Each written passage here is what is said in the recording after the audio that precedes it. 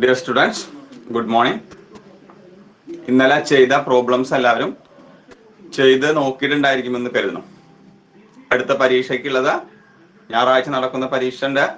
എൻ്റെ കൂടെ ഇന്ന് രാത്രി 9 മണിക്ക് ഫിസിക്സിന് ഒരു multiple choice exam motion in a plane എന്ന പാഠം അടിസ്ഥാനപ്പെടുത്തിയിട്ടുണ്ട് എന്ന് അറിയിച്ചിട്ടുണ്ട്. എല്ലാവരും തയ്യാറായിക്കൊള്ളുക. ഇന്ന് നമുക്കൊരു പുതിയ ചാപ്റ്റർ തുടങ്ങാം. Loss of motion.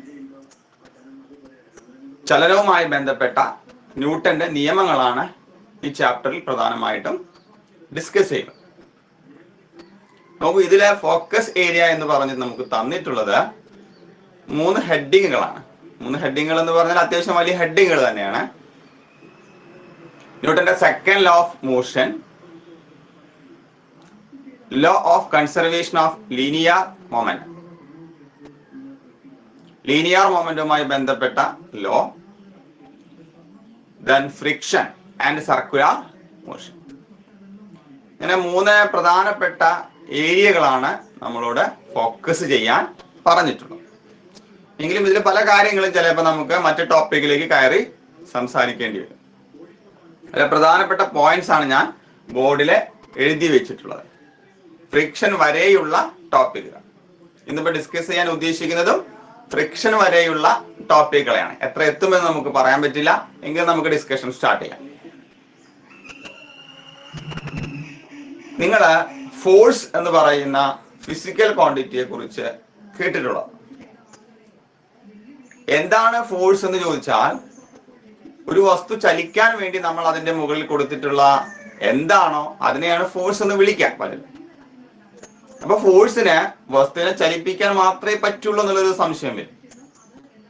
ഒരു വസ്തു റെസ്റ്റിലാണ് ഇരിക്കുന്നതെങ്കിൽ ആ റെസ്റ്റിലിരിക്കുന്ന വസ്തുവിനെ ചലിപ്പിക്കണമെങ്കിൽ നമ്മൾ അതിനെ തള്ളണം. നമ്മൾ പറയാ അതിന്റെ മുകളിൽ ഫോഴ്സ് കൊടുത്തു എന്നാണ്. അപ്പൊ ആ കുട്ടിയോട് ഫോഴ്സ് എന്താന്ന് ചോദിച്ചാൽ, നിശ്ചലാവസ്ഥയിലുള്ള വസ്തുവിനെ ചലിപ്പിച്ചത് എന്താണോ, ചലിപ്പിക്കാൻ വേണ്ടി എന്താണോ കൊടുത്തത് അതിനെ വിളിക്കുന്ന പേരാണ് ഫോഴ്സ്. സ്വാഭാവികമായിട്ടും ഫോഴ്സ് കൊടുത്താൽ ചലിക്കൂ എന്നൊരു സംശയമുണ്ട്. നമ്മൾ പോയിട്ട് ഒരു ചുമര് തള്ളി നോക്കുക, ഒരു വലിയ വാഹനത്തെ ഒറ്റയ്ക്ക് തള്ളി നോക്കുക, ആ വാഹനം നീങ്ങില്ല. നിങ്ങൾ ഫോഴ്സ് കൊടുത്തിട്ടില്ലേ? ഫോഴ്സ് കൊടുത്തിട്ടുണ്ട്. അങ്ങനെയെങ്കിൽ ആ സിറ്റുവേഷനിൽ ബലത്തെ കുറിച്ച് നിങ്ങൾക്ക് എന്തു പറയാം? ആ സിറ്റുവേഷനിൽ ബലത്തിന് വസ്തുവിനെ ചലിപ്പിക്കാനൊന്നും പറ്റിയിട്ടില്ല. പക്ഷെ വസ്തുവിനെ ബലം കൊടുത്തപ്പോൾ ചലിക്കുവാനുള്ള ഒരു പ്രേരണ ഉത്ഭവിച്ചിട്ടുണ്ട്. എന്തുകൊണ്ടാണ് നീങ്ങാത്തതെന്ന് ചോദിച്ചാൽ, നിങ്ങളുടെ ബലം അതിനെ ചലിപ്പിക്കാൻ പോരാ. ഒരാൾ തള്ളുന്നതിന് പകരം 4-5 ആളുകൾ കൂടി അത് തള്ളിയാൽ അത് നീങ്ങി തുടങ്ങും. ഒരാൾ തള്ളുമ്പോൾ ആ വസ്തുവിനെ നീക്കുവാനുള്ള, ചലിപ്പിക്കുവാനുള്ള ബലത്തിന്റെ അളവിൽ കുറവുള്ളത് കൊണ്ടാണ് അത് നീങ്ങാത്തത്. പക്ഷെ വസ്തുവിനെ ചലിക്കുവാനുള്ള ഒരു ടെൻഡൻസി അവിടെ ക്രിയേറ്റ് ചെയ്യപ്പെടുന്നുണ്ട്. അതുകൊണ്ട് ആ സിറ്റുവേഷനിൽ വാട്ട് ഈസ് ഫോഴ്സ് എന്ന് ചോദിച്ചാൽ, വസ്തുവിനെ ചലിപ്പിക്കുവാനുള്ള പ്രേരണ സൃഷ്ടിച്ചത് എന്താണോ അതിനെയാണ് ബലം എന്ന് വിളിക്കുക. അപ്പൊ ബലത്തിന് ഇവിടെ 2 സാഹചര്യങ്ങൾ വന്നു. ഒന്ന്, നിശ്ചലാവസ്ഥയിലുള്ള വസ്തുവിനെ ചലിപ്പിക്കുന്നത് എന്താണോ അതാണ് ബലം. രണ്ടാമത്തെ സിറ്റുവേഷനിൽ നിശ്ചലാവസ്ഥയിലുള്ള വസ്തുവിനെ ചലിക്കുവാനുള്ള പ്രേരക ശക്തിയായി മാറുന്നത് എന്താണോ അതാണ് ബലം എന്ന് വന്നു. സ്വാഭാവികമായിട്ട് തിരിച്ചു ആലോചിക്കാം. ഒരു സൈക്കിള് നമ്മളെ നേരേക്ക് വരുന്നു. ആ സൈക്കിള് നമുക്ക് വേണമെങ്കിൽ തടുത്ത് നിർത്താം കൈ കൊണ്ട് പിടിച്ചിട്ട്. നിങ്ങൾ സൈക്കിളിന്റെ മുകളിൽ എന്താ കൊടുത്തത്? നിങ്ങൾ കൊടുത്തത് ബലമാണ്. അപ്പൊ ആ സിറ്റുവേഷനിൽ ബലം എന്താണെന്ന് ചോദിച്ചാൽ, ചലിക്കുന്ന വസ്തുവിനെ നിശ്ചലാവസ്ഥയിലേക്ക് എത്തിച്ചത് ബലമാണ്. അപ്പൊ ചലിക്കുന്ന വസ്തുക്കളെ നിശ്ചലാവസ്ഥയിലേക്ക് എത്തിക്കുന്നത് എന്താണോ അതിനെയാണ് ബലം എന്ന് വിളിക്കുന്നത് എന്ന് ആ സിറ്റുവേഷന് വേണ്ടി മാത്രം പറയാം. അപ്പൊ ബലത്തിന്റെ 3ാമത്തെ സാഹചര്യമായി. 2 പറഞ്ഞു കഴിഞ്ഞല്ലോ. അടുത്തത്, ആ വരുന്നത് ഒരു സൈക്കിളിന് പകരം ഒരു ലോറി ആണെങ്കിലോ നമ്മൾ കൈകൊണ്ട് തടുത്താൽ അത് നിൽക്കുവോ? ഇല്ല. പക്ഷെ ഞാൻ ചുമര് തള്ളി അതേ അവസ്ഥയിൽ ആലോചിക്കുകയാണെങ്കിൽ, ആ വാഹനത്തെ നിങ്ങൾ കൈകൊണ്ട് തള്ളുമ്പോൾ നിങ്ങൾക്കതിനെ നിർത്താൻ മാത്രം ശക്തി നിങ്ങളുടെ കയ്യിൽ ഇല്ല എന്നുള്ളതാണ് വിഷയം. ആ ബലം ഏറ്റുവാങ്ങേണ്ടി വന്നിരിക്കുന്ന വാഹനം നിശ്ചലാവസ്ഥയിലേക്ക് പോകാനുള്ള ഒരു ടെൻഡൻസിയിലേക്ക് വരുന്നുണ്ട്. നിശ്ചലാവസ്ഥയിലേക്ക് പോകണം എന്നുള്ളതിന് ആഗ്രഹമുണ്ട്. പക്ഷെ അതിലേക്ക് എത്താൻ മാത്രമുള്ള ഫോഴ്സ് നമുക്ക് കൊടുക്കാൻ പറ്റുന്നില്ല. അല്ല, ഒരു വലിയ ശക്തി ഉപയോഗിച്ചുകൊണ്ട് ആ വസ്തുവിനെ അവിടെ തടുത്താൽ അതവിടെ നിൽക്കും. അപ്പൊ നിശ്ചലാവസ്ഥയിൽ ചലനാവസ്ഥയിൽ വരുന്ന വസ്തുവിനെ നിശ്ചലാവസ്ഥയിലേക്ക് മാറ്റുന്നു, ചലനാവസ്ഥയിൽ നിന്ന് വരുന്ന വസ്തുവിനെ നിശ്ചലാവസ്ഥയിലേക്ക് പോകാനുള്ള പ്രേരണ സൃഷ്ടിക്കുന്നു. ഇത് രണ്ടും ചെയ്യുന്നത് ബലം തന്നെയാണ്. അപ്പൊ സ്പെസിഫിക് ആയിട്ട് സിറ്റുവേഷൻ പറയുന്നത് പ്രകാരം എല്ലാം കൂടി ചേർത്ത് പറഞ്ഞാൽ എനിക്ക് ഇങ്ങനെ പറയാം: ഒരു വസ്തുവിനെ ചലിപ്പിക്കുന്നതോ ചലിക്കുവാനുള്ള പ്രേരണ സൃഷ്ടിക്കുന്നതോ നിശ്ചലാവസ്ഥയിലേക്ക് കൊണ്ടുവരുവാനുള്ള പ്രേരണ സൃഷ്ടിക്കുന്നതോ ആയ നമ്മൾ അതിന്റെ മുകളിൽ കൊടുത്തിട്ടുള്ള ആളെ വിളിക്കുന്ന പേരാണ് ഫോഴ്സ്. ഈ ഫോഴ്സ് എങ്ങനെയാണ് കൊടുത്തത്? ഒന്നുകിൽ നിങ്ങൾ അന്നെ അങ്ങോട്ട് തള്ളും, പുഷ്, അല്ലെങ്കിൽ പുറകിൽ നിന്ന് പിടിച്ച് വലിച്ചാൽ മതി. അതുകൊണ്ട് ഫോഴ്സ് ഒരു പുഷ് പുൾ ആണ്. It is A push or pull. ഒരു തള്ളല് അല്ലെങ്കിൽ ഒരു പുറകിലോട്ടുള്ള വലിവായിട്ടാണ് നമ്മൾ അപ്ലൈ ചെയ്യുന്നത്. അതുകൊണ്ട് ബലത്തെ നമുക്ക് ഇങ്ങനെയാണ് വിശദീകരിച്ചത്: it is A push or A pull that will change the state of an object or tend to change the state of an object. ബലം എന്ന് പറയുന്നത് ഒരു തള്ളലോ വലിവോ ആയിട്ടാണ് വസ്തുക്കളുടെ മുകളിലേക്ക് ആക്ട് ചെയ്യപ്പെടുന്നത്. അതിന്റെ ഭാഗമായി നിശ്ചലാവസ്ഥയിലുള്ള വസ്തു ചലിക്കാം, നിശ്ചലാവസ്ഥയിലുള്ള വസ്തു ചലിക്കുവാനുള്ള പ്രേരണ സൃഷ്ടിക്കാം, ചലിക്കുന്ന വസ്തു നിശ്ചലാവസ്ഥയിലേക്ക് വരാം, ചലിക്കുന്ന വസ്തുവിനെ നിശ്ചലാവസ്ഥയിലേക്ക് വരുവാനുള്ള പ്രേരണ ഉണ്ടാവാം. ചുരുക്കി പറഞ്ഞാൽ ചലിക്കുന്ന വസ്തു നിശ്ചലാവസ്ഥയിലുള്ള വസ്തു ചലിക്കുന്നു എന്ന് പറഞ്ഞ സ്റ്റേറ്റ് മാറി, ചലിക്കുന്ന വസ്തു നിശ്ചലാവസ്ഥയിലേക്ക് വന്നു എന്ന് പറഞ്ഞാൽ സ്റ്റേറ്റ് മാറി. അപ്പൊ സ്റ്റേറ്റ് മാറ്റുന്നത് എന്താണോ, റെസ്റ്റ് മോഷൻ, ഇതാണ് സ്റ്റേറ്റ് കൊണ്ട് ഇവിടെ ഉദ്ദേശിച്ചേട്ടാ. സ്റ്റേറ്റ് മാറ്റുന്നത് എന്താണോ, സ്റ്റേറ്റ് മാറ്റാനുള്ള പ്രേരണ കൊടുക്കുന്നത് എന്താണോ, അതിനെയാണ് ബലം എന്ന് വിളിക്കുന്നത്. അപ്പൊ ഈ ചാപ്റ്ററിലെ ഫസ്റ്റ് ടോപ്പിക് എന്ന് പറയുന്നത് വാട്ട് ഈസ് ഫോഴ്സ് എന്നുള്ളതാണ്. ഇപ്പൊ നമ്മളെ സംബന്ധിച്ച് ഫോഴ്സ് എന്താ? Force it is A push or A pull that will change or tend to change the state of an organ. ഏറ്റവും ചുരുക്കി നമ്മൾ അതിനെ ബലം എന്ന് പറയുന്നത് ഒരു തള്ളലോ ഒരു പുറകോട്ടുള്ള വലിയോ ആണ്. അതുമൂലം വസ്തുവിന്റെ അവസ്ഥയ്ക്ക് മാറ്റം വരികയോ മാറ്റം വരുവാനുള്ള പ്രേരണ സൃഷ്ടിക്കപ്പെടുകയോ ചെയ്യും. It is A push or A pull that will change or tend to change the state of an object. Okay, ഞാൻ എഴുതി വെച്ചത് ആദ്യത്തെ ആള് ഫോഴ്സ് ആണ്. അടുത്തത് സ്വാഭാവികമായിട്ടൊരു ക്വസ്റ്റ്യൻ ഉണ്ട്: ബലം കൊടുക്കുമ്പോഴല്ലേ നിശ്ചലാവസ്ഥയിലിരിക്കുന്ന വസ്തു ചലിച്ചത്? ബലം കൊടുക്കുമ്പോഴല്ലേ ചലിച്ചുകൊണ്ടിരുന്ന വസ്തു നിശ്ചലാവസ്ഥയിലേക്ക് വന്നത്? അപ്പൊ സ്വാഭാവികമായിട്ടൊരു ചോദ്യമുണ്ട്: ബലം കൊടുത്തിട്ടില്ലെങ്കിലോ? ബലം കൊടുത്തിട്ടില്ലെങ്കിൽ നിശ്ചലാവസ്ഥയിലുള്ള വസ്തു നിശ്ചലാവസ്ഥയിൽ തന്നെ ഉണ്ടാവും, അതിന് ആർക്കും സംശയമൊന്നുമില്ല. റെസ്റ്റിലിരിക്കുന്ന വസ്തു റെസ്റ്റിൽ തന്നെ അവിടെ ഉണ്ടാവും. ബലം കൊടുത്തിട്ടില്ലെങ്കിലോ? അടുത്ത സംശയം, ചലിക്കുന്ന വസ്തു എന്തു ചെയ്യും എന്നുള്ളതാണ്. ഒരു വസ്തു ചലിക്കുക എന്ന് പറയുമ്പോ ഫിസിക്സിൽ അത് രണ്ട് ടൈപ്പ് മോഷനാണ് നമ്മൾ പറയാം: നേരെയുള്ള ചലനവും വളഞ്ഞിട്ടുള്ള ചലനം. നോക്കൂ, ഒരു വസ്തു വളഞ്ഞു ചലിക്കുമ്പോൾ അതിന്റെ വെലോസിറ്റി എന്ന് പറയുന്ന ആള് ഡയറക്ഷൻ മാറ്റും. എവിടെ വളവ് വന്നോ അവിടെ വെലോസിറ്റിയുടെ ഡയറക്ഷൻ സഞ്ചരിക്കുന്ന പാതയുടെ ടാൻജന്റ് ആണ്, സ്പർശരേഖയാണ്. അതുകൊണ്ട് വളഞ്ഞ ചലനം എന്ന് പറഞ്ഞാൽ അർത്ഥം വെലോസിറ്റി മാറുന്ന ചലനം എന്നാണ്. സ്പീഡ് മാറണമെന്നില്ലട്ടാ. ഒരേ വേഗതയിലാണ് പോകുന്നതെങ്കിൽ പോലും ചലിക്കുന്ന ഡയറക്ഷൻ കൊണ്ട് മാറിയാൽ അപ്പൊ വെലോസിറ്റി മാറും. ഡയറക്ഷൻ മാറ്റം കൊണ്ട് വെലോസിറ്റിക്ക് മാറ്റം വരാം, വില മാറണമെന്നില്ല. അതുകൊണ്ട് വളഞ്ഞു പോകുന്ന ചലനം എന്ന് പറയുന്നത് ആക്സിലറേഷൻ ഉള്ള ചലനമാണ്, സംശയമൊന്നുമില്ല. ആക്സിലറേഷൻ വന്നാൽ ഫോഴ്സ് ഉണ്ടാവും, അടുത്ത ടോപ്പിക്കിൽ പഠിക്കും. ഞാൻ പറഞ്ഞത് ഫോഴ്സ് അപ്ലൈ ചെയ്യാത്ത കേസാണ്. അതുകൊണ്ട് ഈ ചലനത്തിൽ വളഞ്ഞു പോകുക എന്നുള്ള ആശയം വിട്ടേക്കുക. അതുകൊണ്ട് ഇപ്പൊ ഞാൻ പറയുന്നത് സ്ട്രെയിറ്റ് ലൈൻ മോഷനാണ്. അങ്ങനെയുള്ള ഒരു സ്ട്രെയിറ്റ് ലൈൻ മോഷനില് പോയിക്കൊണ്ടിരിക്കുന്ന വസ്തു അതിന്റെ മുകളിൽ ഫോഴ്സ് ഒന്നും കൊടുത്തിട്ടില്ലെങ്കിൽ ആ വസ്തുവിന് പിന്നെ ആക്സിലറേഷൻ ഇല്ല. ആക്സിലറേഷൻ ഇല്ല എന്ന് പറഞ്ഞാൽ അർത്ഥം വെലോസിറ്റി ഈസ് എ കോൺസ്റ്റന്റ് എന്നാണ്. അതിന്റെ അർത്ഥം നേരെ ചലിച്ചുകൊണ്ടിരിക്കുന്ന വസ്തു പുറമേ നിന്ന് ബലം കൊടുത്തിട്ടില്ലെങ്കിൽ വെലോസിറ്റി കോൺസ്റ്റന്റ് ആയിട്ട് ചലിക്കണം. വെലോസിറ്റി കോൺസ്റ്റന്റ് ആയിട്ട് ചലിക്കണം എന്ന് പറഞ്ഞ അർത്ഥം എന്താ? നേരെ പോകുന്ന വസ്തു നേരെ തന്നെ പോകണം, വളയരുത്, വേഗത കുറയരുത്, കൂടരുത്, ഒന്നും ഉണ്ടാവരുത്. അങ്ങനെയാണോ വസ്തുവിനെ കാണുന്നത്? ഒരു ബോൾ നിങ്ങൾ ഉരുട്ടി വിട്ട് നോക്കൂ. ഉരുട്ടുന്ന സമയത്ത് അതിന്റെ മുകളിൽ നിങ്ങൾ ഫോഴ്സ് കൊടുത്തിട്ടുണ്ട്, പിന്നെ നിങ്ങൾ അതിനെ റിലീസ് ചെയ്തു.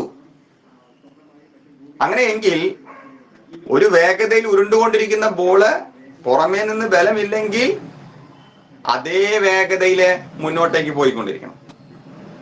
പുറമേ നിന്ന് ബലമില്ലെങ്കിൽ ഞാൻ ഉറപ്പിച്ചു പറയാം, നിശ്ചലാവസ്ഥയിലുള്ള വസ്തു നിശ്ചലാവസ്ഥ തന്നെ തുടരും പുറമേ നിന്ന് ബലമില്ലെങ്കിൽ. ഒരു കൺഫ്യൂഷനും ഇല്ല, ആ ആശയം നിങ്ങൾക്ക് സ്വീകരിക്കാം. പക്ഷെ ഉരുട്ടിട്ടിരിക്കുന്ന വസ്തു എന്ത് വേഗതയിലാണോ മിനുസമുള്ള തറയിലൂടെ പോയിരുന്നത് അതേ വേഗതയിൽ മുന്നോട്ടേക്ക് പോകണം എന്നാണ് പറയുന്നത്. പക്ഷെ അത് കാണുന്നില്ല. അതിന് കാരണം നമ്മൾ കാണാത്ത ഒരു എക്സ്റ്റേണൽ ഫോഴ്സ് അവിടെ ആക്ട് ചെയ്യുന്നുണ്ട്. വസ്തുക്കളുടെ ചലനത്തെ എതിർക്കുന്ന ഒരു ഒരതൽ ബലം എപ്പോഴും പ്രതലങ്ങൾക്കിടയ്ക്ക് വരും. നമ്മൾ അതിനെ ഫ്രിക്ഷൻ എന്നാണ് വിളിക്കുക. ഫ്രിക്ഷൻ ചലനത്തെ എതിർക്കുന്നത് കൊണ്ടാണ് മുന്നോട്ട് പോകുന്ന വസ്തുവിന്റെ വേഗത കുറയുന്നത്. അപ്പൊ എന്ത് ചെയ്താൽ മതി? ഫ്രിക്ഷൻ ഒന്ന് കുറച്ചു നോക്കുക. നല്ല മിനുസമുള്ള തറയിൽ ഒരു ഒബ്ജക്റ്റ് ഉരുട്ടി നോക്കൂ, കുറേയും കൂടി ദൂരം അത് മുന്നോട്ട് പോകും. നിങ്ങൾ എത്ര കണ്ട് തറ മിനുസപ്പെടുത്തുന്നുവോ അത്രയും ദൂരത്തേക്ക് അത് സ്മൂത്ത് ആയിട്ട് സ്ട്രെയിറ്റ് ലൈനിൽ പോകും. അപ്പൊ ഫ്രിക്ഷൻ ഇല്ല എന്ന് വിചാരിച്ചാലോ സ്വാഭാവികമായിട്ട് ഉരുട്ടിട്ട വസ്തു നേരെ പോവും. നമുക്ക് ഫ്രിക്ഷൻ ഒഴിവാക്കാൻ ഈ സാഹചര്യത്തിൽ സാധ്യമല്ല. അതുകൊണ്ട് ഫ്രിക്ഷൻ ഇല്ലാത്തൊരു സ്ഥലത്ത് മാത്രമേ ഞാൻ ഈ പറഞ്ഞ കണ്ടീഷൻ പറയാവൂ. If there is no external force, a object moving along a straight line continues its path with the same speed. നേരെ പോകുന്ന വസ്തു വേഗതയിൽ ഒരു കുറവുമില്ലാതെ നേരെ തന്നെ പോകണം. നമുക്കിത് ഇങ്ങനെ ആലോചിക്കാം. സ്പേസിലൊക്കെ പോയി കഴിഞ്ഞാൽ, സ്പേസിലെ ആക്സലറേഷൻ ഡ്യൂ ടു ഗ്രാവിറ്റി ഇല്ലാത്ത സ്ഥലത്ത് പോയാൽ ഒരു വസ്തുവിനെ നമ്മൾ വെറുതെ എടുത്ത് പുറത്തേക്ക് എറിഞ്ഞാൽ മതി. ഒരു വസ്തുവിനെ വെറുതെ പുറത്തേക്ക് തട്ടിയാൽ മതി, ആ വസ്തു അതേ വേഗതയിൽ മുന്നോട്ടേക്ക് പോയിക്കൊണ്ടിരിക്കും. അത് നോൺ സ്റ്റോപ്പാ. കാരണം അവിടെ ഫ്രിക്ഷൻ ഇല്ല. നമുക്ക് ഫ്രിക്ഷൻ ഉള്ളത് ഒഴിച്ചുകൂടാൻ പറ്റാത്തൊരു സ്ഥലമായതുകൊണ്ട് തറയിലൊക്കെ ഉരുട്ടിട്ടിരിക്കുന്ന വസ്തു കുറച്ചു ദൂരം മുന്നോട്ട് പോയാൽ നിൽക്കും. ഇങ്ങനെ ആലോചിക്കാം. ഫ്രിക്ഷൻ ഇല്ലായിരുന്നുവെങ്കിൽ യാതൊരു ബുദ്ധിമുട്ടും ഇല്ലാതെ ആ വസ്തു നേരെ തന്നെ ചലിക്കും. ചുരുക്കി പറഞ്ഞാൽ ഇതാണ്, ബലം കൊടുത്തിട്ടില്ലെങ്കിൽ റെസ്റ്റിലുള്ള വസ്തു റെസ്റ്റിൽ തന്നെ തുടരും. നേരെ ചലിച്ചുകൊണ്ടിരിക്കുന്ന വസ്തു നേരെ ചലിച്ചുകൊണ്ടിരിക്കും. നമുക്ക് കാണാൻ പറ്റതിന്റെ കാരണം ഫ്രിക്ഷൻ എന്ന് പറയുന്ന ഒരു എക്സ്റ്റേണൽ ഫോഴ്സ് വന്നതുകൊണ്ടാണ്. അതല്ലെങ്കിൽ ഉരുട്ടിട്ട വസ്തു ഉരുണ്ടു പോയിക്കൊണ്ടേയിരിക്കും, ഒരു സംശയമില്ല. വേറൊരു രീതിയിൽ പറഞ്ഞാൽ ഒരു ഓബ്ജക്റ്റിന്റെ മുകളിൽ എക്സ്റ്റേണൽ ഫോഴ്സ് ഇല്ലെങ്കിൽ അതിന് അതിന്റെ അവസ്ഥ മാറ്റാൻ പറ്റില്ല. റെസ്റ്റുള്ള വസ്തു റെസ്റ്റിൽ തന്നെ ഉണ്ടാവും. നേരെ ചലിക്കുന്ന വസ്തു അതേ വെലോസിറ്റിയിൽ നേരെ ചലിച്ചുകൊണ്ടിരിക്കും. പറഞ്ഞു മനസ്സിലായല്ലോ? ഇതിനെ നമുക്ക് വേണമെങ്കിൽ കഴിവില്ലായ്മയായിട്ടോ അല്ലെങ്കിൽ ഒരു കഴിവായിട്ടോ വേണമെങ്കിൽ ഇൻട്രൊഡ്യൂസ് ചെയ്യാം. ഇങ്ങനെ വസ്തുക്കൾക്ക് ഒരു കഴിവില്ലായ്മയുണ്ട്. ഞാൻ ഇപ്പൊ പറയുന്നത് കഴിവില്ലായ്മ എന്നാണ്. ഒരു കഴിവില്ലായ്മയുണ്ട്, ഒരു ഇനേബിലിറ്റി ഉണ്ട്. എന്തിനുള്ള ഇനേബിലിറ്റിയാ? അവസ്ഥ സ്വയം മാറ്റാനുള്ള കഴിവില്ലായ്മ. റെസ്റ്റിലുള്ള വസ്തുവിന് സ്വയം ചലനത്തിലേക്ക് വരാൻ പറ്റില്ല, എക്സ്റ്റേണൽ ഫോഴ്സ് കിട്ടണം. ചലിക്കുന്ന വസ്തുവിന് സ്വയം നിശ്ചലാവസ്ഥയിലേക്ക് വരാൻ പറ്റില്ല, എക്സ്റ്റേണൽ ഫോഴ്സ് കിട്ടണം. This inability of an object to continue its state, this inability of an object to change its state by itself, സ്വയം അവസ്ഥ മാറ്റുവാനുള്ള കഴിവില്ലായ്മയെ വിളിക്കുന്ന പേരാണ് ഇനേഷ്യ. രണ്ടാമത്തെ പോയിന്റ് ആയിട്ട് കൊടുത്തു വെച്ചുള്ളത് ഇനേഷ്യയാണ്. ബലം ഇല്ലെങ്കിൽ, എക്സ്റ്റേണൽ ഫോഴ്സ് ഇല്ലെങ്കിൽ അവിടെ ഇനേഷ്യ ഉണ്ടാവും, ഓർത്തു വെച്ചോളൂ. ഇനേഷ്യ രണ്ടു തരത്തിലാണ് നമ്മളിപ്പോ പറഞ്ഞു കഴിഞ്ഞത്. ഒന്നുകിൽ നിങ്ങൾക്ക് അതിനെ കഴിവില്ലായ്മയായിട്ട് പറയാം. It is the inability of an object to change its state by itself. സ്വയം അവസ്ഥ മാറ്റുവാനുള്ള കഴിവുകേടിനെ വിളിക്കുന്ന പേരാണ് ഇനേഷ്യ. വേറെ ഇതിൽ പറയാം, അത് കഴിവായിട്ട് വേണമെങ്കിൽ പറയാം. It is the ability of an object to continue its state. ഒരു വസ്തുവിനെ അതിന്റെ പഴയ അവസ്ഥ തുടരുവാനുള്ള കഴിവിനെ വിളിക്കുന്ന പേരും ഇനേഷ്യ എന്ന് തന്നെയാണ്. ഏതെങ്കിലും നിങ്ങൾക്ക് അതിനെ നോക്കിക്കാം. എക്സ്റ്റേണൽ ഫോഴ്സ് ഉണ്ടെങ്കിൽ മാത്രമേ, എക്സ്റ്റേണൽ അൺബാലൻസ്ഡ് ഫോഴ്സ് ഉണ്ടെങ്കിൽ മാത്രമേ വസ്തുക്കളുടെ അവസ്ഥയ്ക്ക് മാറ്റം സംഭവിക്കുള്ളൂ. അപ്പൊ നിങ്ങൾ ഇനേഷ്യ റെസ്റ്റിലിരിക്കുന്ന വസ്തുവിന് സ്വയം ചലനാവസ്ഥയിലേക്ക് വരാൻ പറ്റില്ല എന്ന് പറഞ്ഞു. അങ്ങനെ റെസ്റ്റിലിരിക്കുന്ന വസ്തുവിന് സ്വയം ചലനാവസ്ഥയിലേക്ക് വരാൻ പറ്റില്ല. അതല്ലെങ്കിൽ റെസ്റ്റിലിരിക്കുന്ന വസ്തു റെസ്റ്റ് എന്ന് പറയുന്ന അവസ്ഥ തുടർന്നു കൊണ്ടേയിരിക്കും എന്നുള്ളതിനെ വിളിക്കുന്ന പേരാണ് ഇനേഷ്യ of rest. Ability of an object to continue in state of rest. ഒരു വസ്തുവിനെ അതിന്റെ റെസ്റ്റ് എന്ന് പറയുന്ന അവസ്ഥ തുടരുവാനുള്ള കഴിവിനെ വിളിക്കുന്ന പേരാണ് ഇനേഷ്യ ഓഫ് റെസ്റ്റ്. എപ്പോഴാ തുടരുക? If there is no external force. പുറമേ നിന്ന് ബലം ഇല്ലട്ടാ. പുറമേ നിന്ന് ബലമില്ലെങ്കിൽ നിശ്ചലാവസ്ഥയിൽ ഇരിക്കുന്ന വസ്തുവിന് നിശ്ചലാവസ്ഥ തുടരുവാനുള്ള കഴിവുണ്ട്. അല്ലെങ്കിൽ ചലനാവസ്ഥയിലേക്ക് മാറുവാനുള്ള കഴിവ് കേടുണ്ട്. രണ്ടും പറയാം. That ability or inability is known as inertia of rest. Example, വെറുതെ ഡെസ്ക് മേരിക്കുന്ന ഒരു ബുക്ക് പുറമേ നിന്ന് ബലം കിട്ടിയിട്ടില്ലെങ്കിൽ ആ ബുക്ക് അവിടെ തന്നെ ഇരുന്നോളൂ. അങ്ങനെ റെസ്റ്റ് എന്ന് പറയുന്ന അവസ്ഥ തുടരുവാനുള്ള, എത്ര കാലം വേണമെങ്കിലും തുടർന്നോളും, തുടരുവാനുള്ള വസ്തുവിന്റെ ഈ കഴിവാണ് ഇനേഷ്യ. ഞാൻ ഇപ്പൊ കഴിവായിട്ടാണ് പറഞ്ഞിട്ടുള്ളത്. ഇപ്പൊ വീട്ടിലെ ചവിട്ടിയിൽ നിന്ന് നമ്മള് മണ്ണ് തൂക്കാൻ വേണ്ടിയിട്ട് ചിലപ്പോ ചവിട്ടി തൂക്കി പിടിച്ച് അതിന്റെ മുകളിൽ ആഞ്ഞ് ചൂല് കൊണ്ട് അടിക്കും. ഒരു പ്രാക്ടിക്കൽ സിറ്റുവേഷൻ ഞാൻ പറഞ്ഞത് മാത്രമേ ഉള്ളൂ. അടി കൊണ്ട് കഴിയുമ്പോൾ അതിലെ പൊടിയും അതുപോലെ തന്നെ ചവിട്ടിയും രണ്ടായി മാറും. ചവിട്ടി വൃത്തിയായി എന്ന് പറയും നമ്മൾ. ഇനേഷ്യ ഓഫ് റെസ്റ്റ് വെച്ചുകൊണ്ട് നമുക്കിത് പറയാം. ആദ്യം പൊടിയും ചവിട്ടിയും റെസ്റ്റ് എന്ന് പറയുന്ന പൊസിഷനിലായിരുന്നു. അതിന്റെ മുകളിൽ അതിശക്തമായി നമ്മൾ അടിച്ചപ്പോൾ ചവിട്ടി പെട്ടെന്ന് ചലനാവസ്ഥയിലേക്ക് പോയി. ആ സമയത്ത് അതിൽ ഉണ്ടായിരുന്ന പൊടിപടലങ്ങൾ റെസ്റ്റ് എന്ന് പറയുന്ന അവസ്ഥ ഒരു ചെറിയ സമയത്തേക്ക് തുടരും. അത് തിരിച്ചറിയാൻ പറ്റാത്തൊരു സമയം വരും. ആ സമയത്ത് അതിലെ പൊടിപടലങ്ങൾ റെസ്റ്റ് എന്ന് പറയുന്ന അവസ്ഥ തുടരും. ചവിട്ടി അടി കൊണ്ട ഉടനെ ആ അടിയുടെ ഡയറക്ഷനിൽ മുന്നോട്ടേക്ക് പോകും. ചവിട്ടി ഒരു ഡയറക്ഷനിൽ പോവും, പൊടി അവിടെ തന്നെ നിൽക്കും. അതിന്റെ ഭാഗമായിട്ട് ചവിട്ടിയും പൊടിയും സെപ്പറേറ്റ് ചെയ്യപ്പെടും. നമ്മൾ പറയും ചവിട്ടി വൃത്തിയായി എന്ന് പറയും. ഇറ്റ് ഈസ് ബിക്കോസ് ഓഫ് ഇനേഷ്യ ഓഫ് റെസ്റ്റ്. പൊടിയുടെ റെസ്റ്റ് എന്ന് പറയുന്ന അവസ്ഥ തുടരുവാനുള്ള ആ എബിലിറ്റി കാരണമാണ്, അല്ലെങ്കിൽ ഇനേബിലിറ്റി കാരണമാണ് ചവിട്ടിൽ നിന്ന് പൊടി സെപ്പറേറ്റ് ചെയ്യപ്പെട്ടത്. അപ്പൊ നമ്മൾ മാങ്ങ എറിയുന്നു. ഒരു വടിയെടുത്ത് അല്ലെങ്കിൽ ഒരു കല്ലെടുത്ത് മാങ്ങയുടെ ഞെട്ടിലേക്ക് എറിഞ്ഞാൽ ഞെട്ടിപ്പോയിട്ട് മാങ്ങ താഴ്ത്ത് വീഴും. വീഴാം. എന്തുകൊണ്ടാണ് വീഴുന്നത് എന്ന് ചോദിച്ചാൽ ഞെട്ടി പൊട്ടിയത് കൊണ്ടാണ് താഴത്തേക്ക് വീഴുന്നത്. Can you explain based on the ഇനേഷ്യ ഓഫ് റെസ്റ്റ്? ഇനേഷ്യ ഓഫ് റെസ്റ്റ് വെച്ചുകൊണ്ട് ഇത് പറയാം. ഒരു ബസ്സിലെ യാത്രക്കാരൻ ബസ് സ്റ്റാർട്ട് ചെയ്യുന്ന സമയത്ത് പെട്ടെന്ന് പുറകിലേക്ക് വീഴാൻ പോകും. കുതിരസവാരി ചെയ്യുന്ന ആളാണെങ്കിലും തന്നെ. ഇതൊക്കെ നമ്മൾ കഴിഞ്ഞ ചെറിയ ക്ലാസ്സുകളിൽ കേട്ടിട്ടുള്ള എക്സാമ്പിളുകളാണ്. നമുക്ക് മാങ്ങയുടെ ഞെട്ടിന് ഏറ് കൊള്ളുമ്പോ ഏറുകൊണ്ട ഭാഗം കല്ലിന്റെ ഡയറക്ഷനിലെ ചലനത്തിലേക്ക് പോകും. പക്ഷെ അതിന്റെ ബാക്കി വരുന്ന ഭാഗം തുടർന്നിരുന്ന അവസ്ഥ കുറച്ചു നേരത്തേക്ക് തുടരും. ബിക്കോസ് ഓഫ് ഇനേഷ്യ ഓഫ് റെസ്റ്റ്.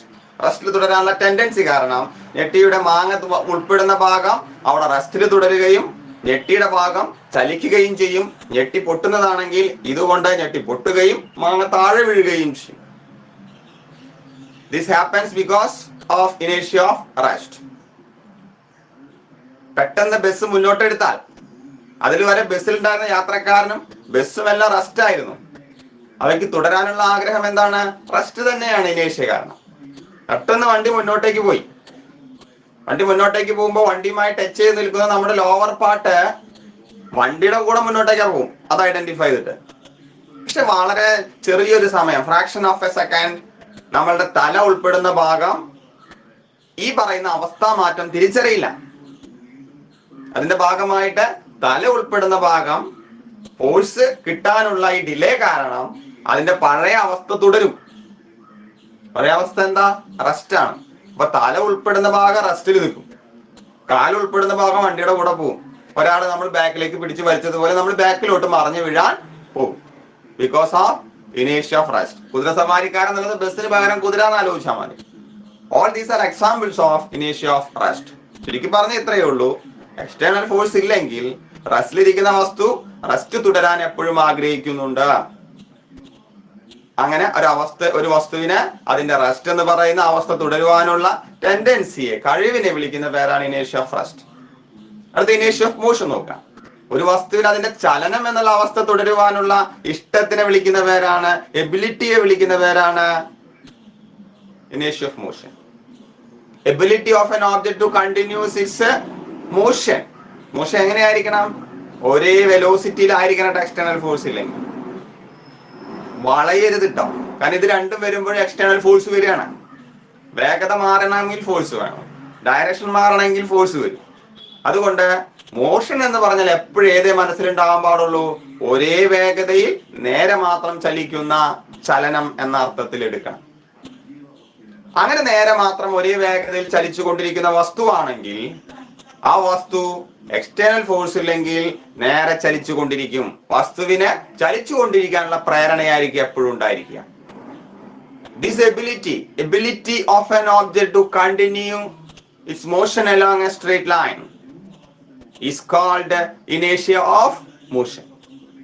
ഒരു വസ്തുവിനെ നേർരേഖയിലൂടെ ഒരേ വേഗതയിൽ ചലിച്ചു കൊണ്ടിരിക്കുവാനുള്ള എബിലിറ്റിയെ വിളിക്കുന്ന പേരാണ് ഇനേഷ്യ ഓഫ് മോഷൻ. അപ്പൊ നമ്മൾ നേരത്തെ ബസ് സ്റ്റാർട്ട് ചെയ്ത എക്സാമ്പിൾ പറഞ്ഞു. അതിന് പകരം ഇതിന്റെ എക്സാമ്പിൾ പറയാറ് എന്താണ്? ചലിച്ചു കൊണ്ടിരിക്കുന്ന വസ്തു പെട്ടെന്ന് നിർത്തിയാൽ യാത്രക്കാർ മുന്നോട്ടേക്ക് പോകും. ചലിക്കുന്ന വസ്തുവില് ബസ് ഉൾപ്പെട്ടാൽ ബസ്സിലെ എല്ലാ ഒബ്ജക്റ്റുകളും ചലിച്ചു കൊണ്ടിരിക്കുകയാണ്. എന്ത് തുടരാനാണ് ആഗ്രഹിക്കുക? ചലനം. പെട്ടെന്ന് ബസ് റെസ്റ്റിലേക്ക് വന്നു, അവസ്ഥ മാറി. ബ്രേക്ക് അപ്ലൈ ചെയ്തു, ഫോഴ്സ് അപ്ലൈ ചെയ്തു, അവസ്ഥ മാറി. അപ്പൊ ബസ്സുമായി കോണ്ടാക്ട് വരുന്ന ലോവർ പാർട്ടി അവസ്ഥ മാറ്റം തല ഉൾപ്പെടുന്ന ഭാഗത്തേക്കാൾ നേരത്തെ തിരിച്ചറിയും. അതിന്റെ ഭാഗമായിട്ട് കാലുൾപ്പെടുന്ന ഭാഗം പെട്ടെന്ന് നിശ്ചലാവസ്ഥയിലേക്ക് വരും. എന്നാൽ തല ഉൾപ്പെടുന്ന ഭാഗം വളരെ മൈന്യൂട്ടായ ഒരു സമയ നേരത്തേക്ക് അതിന്റെ അവസ്ഥ ഇനേഷ്യ പ്രകാരം കണ്ടിന്യൂ ചെയ്യും. അപ്പൊ തല ഉൾപ്പെടുന്ന ഭാഗം മുന്നോട്ടേക്ക് ചലിക്കും, കാലുൾപ്പെടുന്ന ഭാഗം റെസ്റ്റിലാവും. അപ്പൊ നമ്മൾ ആരെങ്കിലും പുറകിൽ നിന്ന് പിടിച്ച് തള്ളിയതുപോലെ നമ്മൾ മുന്നോട്ടേക്ക് വീഴാൻ പോകും. കുതിര സവാരിക്കാരൻ ഓട്ടം നിർത്തിയാൽ അതിന്റെ മുകളിൽ ഇരിക്കുന്ന റൈഡർ മുന്നോട്ടേക്ക് പോകുന്നതിന് കാരണം ഇത് തന്നെയാണ്.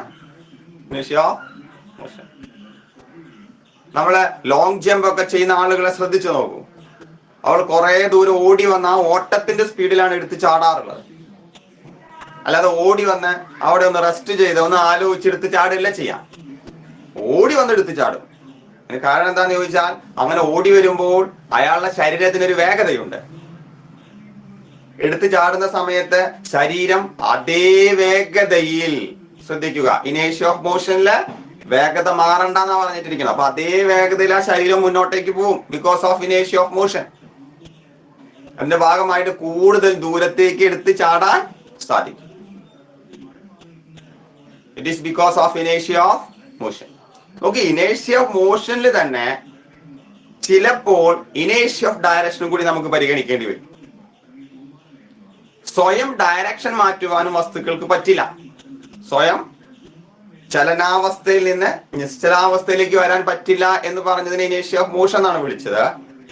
അതേപോലെ തന്നെ ചലിച്ചുകൊണ്ടിരിക്കുന്ന വസ്തുവിന് അതിന്റെ ചലനത്തിന്റെ ഡയറക്ഷൻ സ്വയം മാറ്റാൻ പറ്റില്ല. കാരണം ചലനത്തിന്റെ ഡയറക്ഷൻ മാറാന്ന് പറഞ്ഞാൽ വെലോസിറ്റി വന്നു, ഫോഴ്സ് വന്നു നടത്തായി. അപ്പൊ സ്വയം ഡയറക്ഷൻ മാറ്റാൻ പറ്റാത്ത ഈ കഴിവിന് അല്ലെങ്കിൽ കഴിവുകേടിന് ഇനേഷ്യ ഓഫ് ഡയറക്ഷൻ എന്ന് കൂടെ പറയാറുണ്ട്. സർക്കുലാർ മോഷൻ എടുത്തു കഴിഞ്ഞാൽ ആ ചലനത്തിൽ കറങ്ങുന്ന വസ്തുവിന്റെ ഡയറക്ഷൻ ഓഫ് മോഷൻ അല്ലെങ്കിൽ വെലോസിറ്റി ഓഫ് മോഷൻ ഓരോ ഇൻസ്റ്റന്റിലും മാറിക്കൊണ്ടിരിക്കും. കാരണം സർക്കുലാർ മോഷനിൽ പുറത്തേക്ക് ടാൻജന്റ് വരച്ച് പോവുകയാണെങ്കിൽ ഒരു ഇൻസ്റ്റന്റിലെ ഡയറക്ഷൻ അല്ല അടുത്ത ഇൻസ്റ്റന്റിൽ വരിക. നമ്മൾ കത്തിയൊക്കെ മൂർച്ച വെപ്പിക്കണം നോക്കിക്കോളൂ. ആ സമയത്ത് അതിലെ സ്പാർക്ക് തെറിച്ചു പോകുന്നത് സ്പർശരേഖയിലൂടെ പുറത്തേക്കാണ്. ആ തെറിച്ചു പോകുന്ന സ്പാർക്കിനെയാണ് നമ്മൾ ആ സ്ഥലത്തുള്ള ആ വെലോസിറ്റിയുടെ ഡയറക്ഷൻ എന്ന് പറഞ്ഞ് പറയാം. അപ്പൊ സ്പാർക്കിന് അങ്ങനെ മാത്രമേ തെറിച്ചു പോകാൻ പറ്റൂ. കാരണം ആ സ്പാർക്കിൽ നിന്ന് തീപ്പൊരി തെറിക്കുമ്പോ ആ പോയിന്റിൽ എന്താണോ ഡയറക്ഷൻ അങ്ങനെ പോകണം. പിന്നെ അതിനെ മാറ്റണമെങ്കിൽ ആരെങ്കിലും പിടിച്ച് കറക്കി കൊണ്ടുവരണം. അതിനവിടെ അവസ്ഥയില്ലാത്തത് കൊണ്ട് ആ സ്പാർക്ക് ടാൻജൻഷ്യൽ ആയിട്ട് തെറിച്ചു പോകും. ഇറ്റ് ഈസ് ബിക്കോസ് ഓഫ് ഇനേഷ്യ ഓഫ് ഡയറക്ഷൻ. ഇപ്പൊ വാഹനം ചളിയിലൂടെ പോയാൽ ചളി ടയറുമേ ഒട്ടിപ്പിടിക്കും. കുറച്ചുകൂടെ മുന്നോട്ടേക്ക് ഓടിച്ചു പോയാൽ ചളി അതിൽ തെറിച്ചു പോകുന്നത് കാണാം. നിങ്ങൾക്ക് തെറിച്ചു പോകുന്നത് സ്പർശരേഖയിലൂടെ മാത്രമായിരിക്കും, ഈ സ്പാർക്ക് തെറിക്കുന്നത് പോലെ. അപ്പൊ കറങ്ങുന്ന വസ്തുവിന് ഇനേഷ്യ ഓഫ് ഡയറക്ഷൻ പ്രകാരം അതിന്റെ തെറിച്ചു പോകൽ സംഭവിക്കുന്നുണ്ടെങ്കിൽ ടാൻജൻഷ്യലി ഔട്ട്വേർഡ് മാത്രമേ സംഭവിക്കൂ. എന്തുകൊണ്ടാ സംഭവിക്കണമെന്ന് ചോദിച്ചാൽ ആ സമയത്ത് അതിന്റെ ഡയറക്ഷൻ എന്ന് പറയുന്നത് ടാൻജൻഷ്യലി ഔട്ട്വേർഡ് ആണ്. ഫോഴ്സ് ഇല്ലാത്തത് കൊണ്ട് അത് ടാൻജൻഷ്യലി ഔട്ട്വേർഡ് എന്നുള്ള അവസ്ഥയിൽ മാത്രമേ തെറിച്ചു പോകാൻ പാടുള്ളൂ. സ്വയം ചലനത്തിന്റെ ഡയറക്ഷൻ മാറ്റാൻ പറ്റില്ല. This inability is known as inertia of direction. Now we complete 3 types of inertia. What is force? What is inertia? What are the 3 types of inertia? നോക്കൂ, ഈ ഇനേഷ്യ എന്നുള്ള കൺസെപ്റ്റ് ഗലീലിയോ ആണ് ഇൻട്രൊഡ്യൂസ് ചെയ്യുന്നത്. എന്താണ് ഇനേഷ്യ? പുറമേ നിന്ന് ബലം കിട്ടിയിട്ടില്ലെങ്കിൽ, ഇതാണ് കണ്ടീഷൻ, പുറമേ നിന്ന് ബലം കിട്ടിയിട്ടില്ലെങ്കിൽ റെസ്റ്റിലിരിക്കുന്ന വസ്തു റെസ്റ്റിൽ തുടരുന്നതായിട്ടാണ് കാണുന്നത്. നേരെ ചലിച്ചുകൊണ്ടിരിക്കുന്ന വസ്തു നേരെ തന്നെ ചലിക്കുന്നതായിട്ടാണ് കാണുന്നത്. വെലോസിറ്റി എന്ന് മാറുക എന്ന് പറഞ്ഞാൽ ഡയറക്ഷനും മാറാം, സ്പീഡ് മാറാം. അതുകൊണ്ട് നേരെ സഞ്ചരിക്കുന്ന വസ്തുവിന് നേരെ മാത്രമേ സഞ്ചരിക്കൂ, വളയാനുള്ള അവകാശം അതിനില്ല. ഇതെപ്പോഴാ സംഭവിക്കുന്നത്? There is no external force. ഈ ഇനേഷ്യയാണ് ഐസക് ന്യൂട്ടൺ ചലനത്തിന്റെ സമവാക്യങ്ങളായിട്ട്, ചലനത്തിന്റെ നിയമങ്ങളായിട്ട് ഇൻട്രൊഡ്യൂസ് ചെയ്തപ്പോൾ ഫസ്റ്റ് ലോ എന്ന് പറഞ്ഞ് നമ്മളുടെ മുന്നിലേക്ക് ഇട്ട് തന്നിട്ടുള്ളത്. ഈ പറഞ്ഞ ഇനേഷ്യ തന്നെയാണ് ഫസ്റ്റ് ലോ. അദ്ദേഹം ഒന്ന് ഭംഗിയായിട്ട് അതിനെ ഒതുക്കി നമ്മളെടുത്ത് സംസാരിച്ചിട്ടുണ്ട്. ന്യൂട്ടൺസ് ഫസ്റ്റ് ലോ അദ്ദേഹം പറയുന്ന ഇതാണ്: every object continues it state. എല്ലാ വസ്തുക്കളും അതിന്റെ അവസ്ഥ തുടരും അത്രേ. നമ്മൾ കണ്ടു അവസ്ഥ എന്ന് പറഞ്ഞാൽ ഏതൊക്കെയാ? അവസ്ഥ എന്ന് പറഞ്ഞാൽ 2 എണ്ണേ ഉള്ളൂ ട്ടാ. ഒന്ന് റെസ്റ്റ്, അല്ലെങ്കിൽ ചലനം. എങ്ങനെയുള്ള ചലനം? Uniform motion along a straight line. ഒരേ വേഗതയിലുള്ള ചലനം നേരെ. ഇതാണ് നമ്മൾ ഇവിടെ ഉദ്ദേശിക്കുന്നത് ബലമില്ലെങ്കിൽ. അതുകൊണ്ട് ന്യൂട്ടൺ അതിനെ ഭംഗിയായിട്ടൊന്ന് ഒതുക്കി വെച്ച് ഇങ്ങനെയാണ് സംസാരിച്ചത്: every object continues it state of rest or of uniform motion along a straight line. എല്ലാ വസ്തുക്കളും അവരുടെ അവസ്ഥ തുടർന്നുകൊണ്ടിരിക്കും. അവസ്ഥ ഏതാ? റെസ്റ്റ് അല്ലെങ്കിൽ uniform motion along a straight line. നേർരേഖയിലൂടെയുള്ള ഒരേ വേഗതയിലുള്ള ചലനം. എത്ര കാലത്തോളം അത് തുടരുക? പുറമേ നിന്ന് ബലം കൊടുക്കാത്തിടത്തോളം കാലം. ബലം കൊടുത്തതൊക്കെ മാറൂട്ടാ. പുറമേ നിന്ന് ബലം കിട്ടിയിട്ടില്ലെങ്കിൽ റെസ്റ്റ് എന്നുള്ള ഓബ്ജക്റ്റ് റെസ്റ്റിൽ തുടരും. നേർരേഖയിൽ ചലിക്കുന്ന, ഒരേ വേഗതയിൽ ചലിക്കുന്ന വസ്തു നേർരേഖയിൽ ഒരേ വേഗതയിൽ ചലിച്ചുകൊണ്ടിരിക്കും. നമ്മളിപ്പോ കണ്ട എക്സാമ്പിളിലൊക്കെ അതാണ്. So first law can be stated as, അപ്പൊ ഫസ്റ്റ് ലോ ഇങ്ങനെ തന്നെ പറയാം: every object continues it state of rest or of uniform motion along a straight line unless or until, അതുവരെ it is acted upon by an external unbalanced force. എത്ര കാലം വരെ തുടരുന്ന ചോദിച്ചാൽ അതിന്റെ മുകളിൽ ബാഹ്യമായിട്ടുള്ള ഒരു അൺബാലൻസ്ഡ് ഫോഴ്സ് കിട്ടുന്നിടത്തോളം കാലം ആ അവസ്ഥ തുടരും. കാരണം അൺബാലൻസ്ഡ് ഫോഴ്സ് വന്ന വസ്തു ചലിക്കും. ചലിക്കുന്ന വസ്തു നിർത്താൻ പറ്റും, ബാലൻസ്ഡ് ഫോഴ്സിനൊന്നും ചെയ്യാനും പറ്റുന്നില്ല. അതുകൊണ്ട് ബാഹ്യമായി ഒരു ബലം, അൺബാലൻസ്ഡ് ഫോഴ്സ് വരുന്നത് വരെ റെസ്റ്റിലിരിക്കുന്ന വസ്തു റെസ്റ്റിലുണ്ടാവും, നേരെ ചലിച്ചുകൊണ്ടിരിക്കുന്ന വസ്തു നേരെ ചലിച്ചുകൊണ്ടിരിക്കും. ശരിയാണല്ലോ? Every object continuous in state of rest or of uniform motion along a straight line until it is acted upon by an external unbalanced force. പുറമേ നിന്നുള്ള ബലം കിട്ടുന്നത് വരെ എല്ലാ വസ്തുക്കളും അതിന്റെ അവസ്ഥ തുടർന്നുകൊണ്ടേയിരിക്കും. This is called Newton's first law of motion. അടുത്ത ടോപ്പിക്കിലേക്ക് നമുക്ക് നോക്കാം. നമുക്ക് ആവശ്യമുള്ള ടോപ്പിക് തുടങ്ങണം. അപ്പൊ ന്യൂട്ടന്റെ സെക്കൻഡ് ലോ ആണ് ഞാൻ പറയാൻ പോകുന്നത്. സെക്കൻഡ് ലോ പറയുന്നതിന് മുൻപ് ഞാൻ നിങ്ങളെ ഒരു ഫിസിക്കൽ ക്വാണ്ടിറ്റിയെ പരിചയപ്പെടുത്തുകയാണ്. മൊമെന്റം എന്നാണ് ഞാൻ അതിനെ വിളിക്കുന്നത്. ആക്കം എന്നൊക്കെ പറഞ്ഞ മലയാളം മീഡിയം കുട്ടികൾ അത് കേട്ടിട്ടുണ്ടാവും. എന്താണ് മൊമെന്റം? ചലിക്കുന്ന വസ്തുക്കൾക്ക് മാത്രമുള്ള ഒരു സവിശേഷ ഗുണമാണ് മൊമെന്റം. മൊമെന്റത്തെ മനസ്സിലാക്കാൻ ഒരു എക്സാമ്പിൾ പറയാം. 2 സൈക്കിളുകള്, ഒരാൾ ഒരു ചെറിയ വേഗതയിലും ഒരാൾ ഒരു വലിയ വേഗതയിലും ഒരു ഓബ്ജക്റ്റിനെ ചെന്ന് ഇടിച്ചു എന്ന് വിചാരിക്കാം. ഒരേ മാസാട്ട 2 സൈക്കിൾ.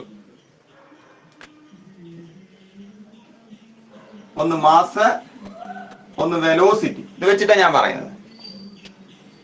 2 ഓബ്ജക്റ്റിന് ഒരേ മാസ്. ഒരാൾക്ക് വെലോസിറ്റി കൂടുതലാണ്, ഒരാൾക്ക് വെലോസിറ്റി കുറവാണ്. ഇത് ചെന്നൊരു വസ്തുവിനെ ചെന്ന് ഇടിച്ചാൽ ഇടി കൊണ്ടതിൽ ആരുണ്ടാക്കിയ പരിക്കായിരിക്കും കൂടുതൽ? സ്വാഭാവികമായി നിങ്ങളുടെ മറുപടി വെലോസിറ്റി കൂടുതലാണ്, ആൾ ഇടിച്ചപ്പോഴാണ് പരിക്ക് കൂടുതൽ. ശരിയല്ലേ? ഈ പരിക്കുണ്ടാക്കുവാനുള്ള കഴിവിനെയാണ് ഞാൻ, ആഘാതം സൃഷ്ടിക്കുവാനുള്ള കഴിവിനെയാണ് ഞാൻ പുതിയ ഫിസിക്കൽ ക്വാണ്ടിറ്റി കൊണ്ട് രേഖപ്പെടുത്താൻ പോണത്. Ability to produce impact. It is called momentum. മുന്നോട്ട് പോകുവാനുള്ള ശേഷി എന്നും അതിനർത്ഥമുണ്ട്. പീറ്റർ എന്ന ലാറ്റിൻ വേർഡിൽ നിന്നാണ് അതിന്റെ സിമ്പൽ കൊടുക്കുന്നത്. മൊമെന്റത്തിന് ഞാൻ കൊടുക്കുന്ന സിമ്പൽ പി ആണ്. ഗോ അഹെഡ്, മുന്നോട്ടേക്ക് പോകുക എന്നാണ് അതിന്റെ അർത്ഥം. നോക്കുക, അപ്പൊ ഈ മുന്നോട്ടേക്ക് പോകുന്ന വസ്തു ഒരു സ്ഥലത്ത് ചെന്നടിച്ചാൽ പരിക്ക് പറ്റും. ആ പരിക്ക് സൃഷ്ടിക്കുവാനുള്ള കഴിവിനെയും നമ്മൾ ഇൻഡയറക്റ്റ് ആയിട്ട് മൊമെന്റം എന്നാണ് പറയുന്നത്. ആ മൊമെന്റം നിങ്ങൾ പറയുന്നു വെലോസിറ്റി കൂടുതലായി, വെലോസിറ്റി കൂടിയ ഓബ്ജക്റ്റിന് പരിക്ക് സൃഷ്ടിക്കുവാനുള്ള കഴിവ് കൂടുതലാണ്. സോ ഐ ക്യാൻ റൈറ്റ്, പരിക്ക് സൃഷ്ടിക്കുവാനുള്ള കഴിവിനെ മൊമെന്റം എന്ന് വിളിച്ചാൽ മൊമെന്റം ആർക്ക് നേരാനുപാതത്തിലാണ്? വെലോസിറ്റിക്ക് നേരം. വെലോസിറ്റി കൂടിയ മൊമെന്റം കൂടുതലായി. ഇനി ഞാൻ ഒരു സൈക്കിളും ഒരു സ്കൂട്ടറും എടുത്തു. രണ്ടുപേരുടെയും മാസ് ഡിഫറെന്റ് ആണ്. പക്ഷെ രണ്ടുപേരും ഒരേ വേഗതയിൽ സഞ്ചരിക്കുന്നു എന്ന് വിചാരിക്കുക. ഈ ഓബ്ജക്റ്റുകൾ വന്ന് ഇടിച്ചാൽ, വേറെ വസ്തുവിൽ വന്ന് ഇടിച്ചാൽ ആരാ കൂടുതൽ പരിക്കുണ്ടാക്കുക? ഉടനെ നിങ്ങൾ മാറ്റി ചവിട്ടും. നിങ്ങൾ പറയും സ്കൂട്ടർ വന്നിടിച്ചാലാണ് കൂടുതൽ പരിക്കുണ്ടാവുക എന്ന് പറയും. എന്താ കാരണം എന്ന് ചോദിച്ചാൽ നിങ്ങൾ പറയും സ്കൂട്ടറിന് മാസ് കൂടുതലാണ്. ആദ്യത്തിൽ നിങ്ങൾ വെലോസിറ്റിക്ക് പ്രയോറിറ്റി കൊടുത്തപ്പോൾ,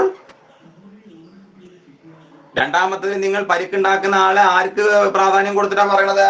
മാസിന് പ്രാധാന്യം കൊടുത്തിട്ടാ.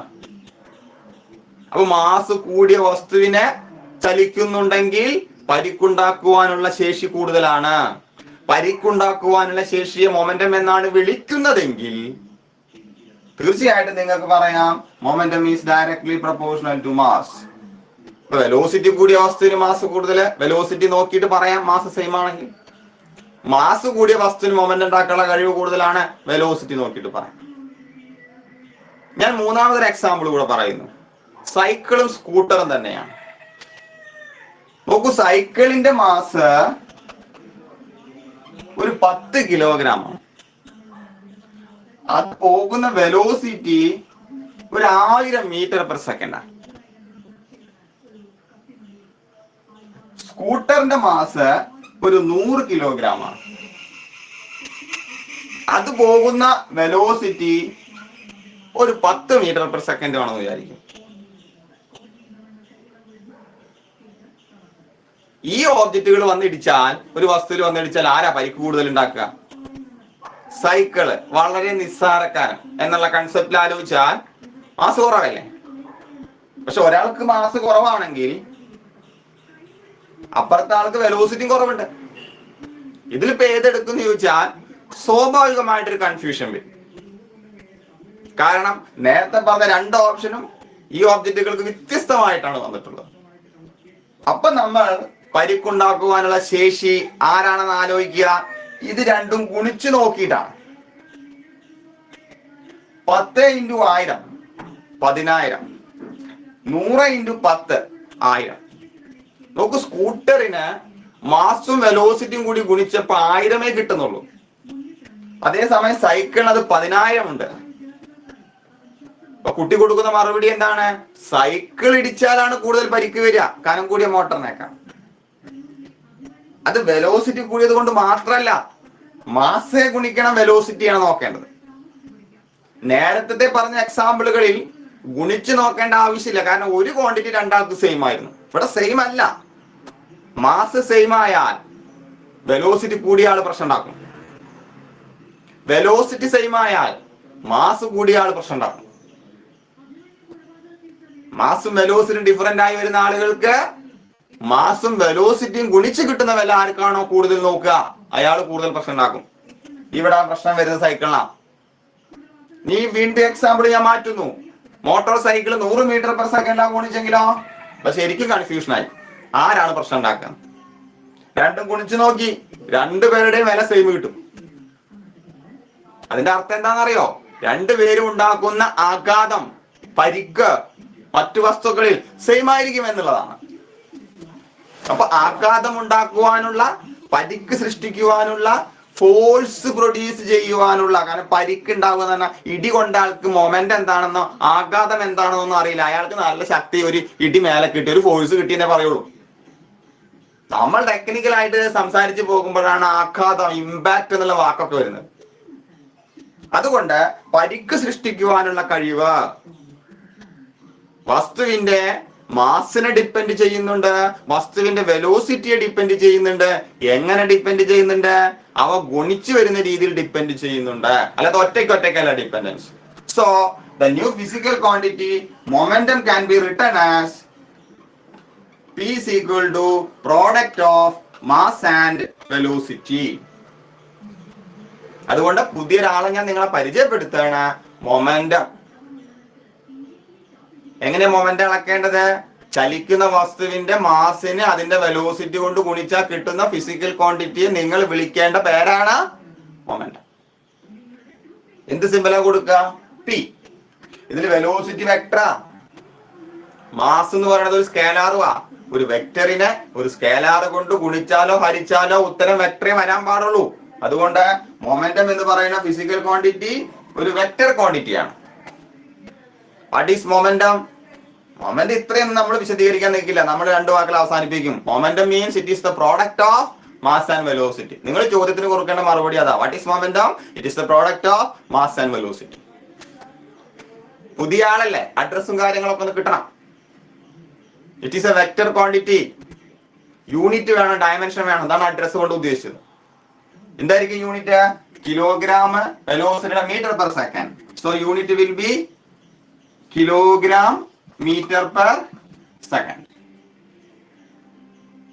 ഡയമെൻഷൻ സ്മോൾ ലെറ്റർ എം ആവുമ്പോൾ എന്തായി? ക്യാപിറ്റൽ എം ആയിട്ട് മാറും.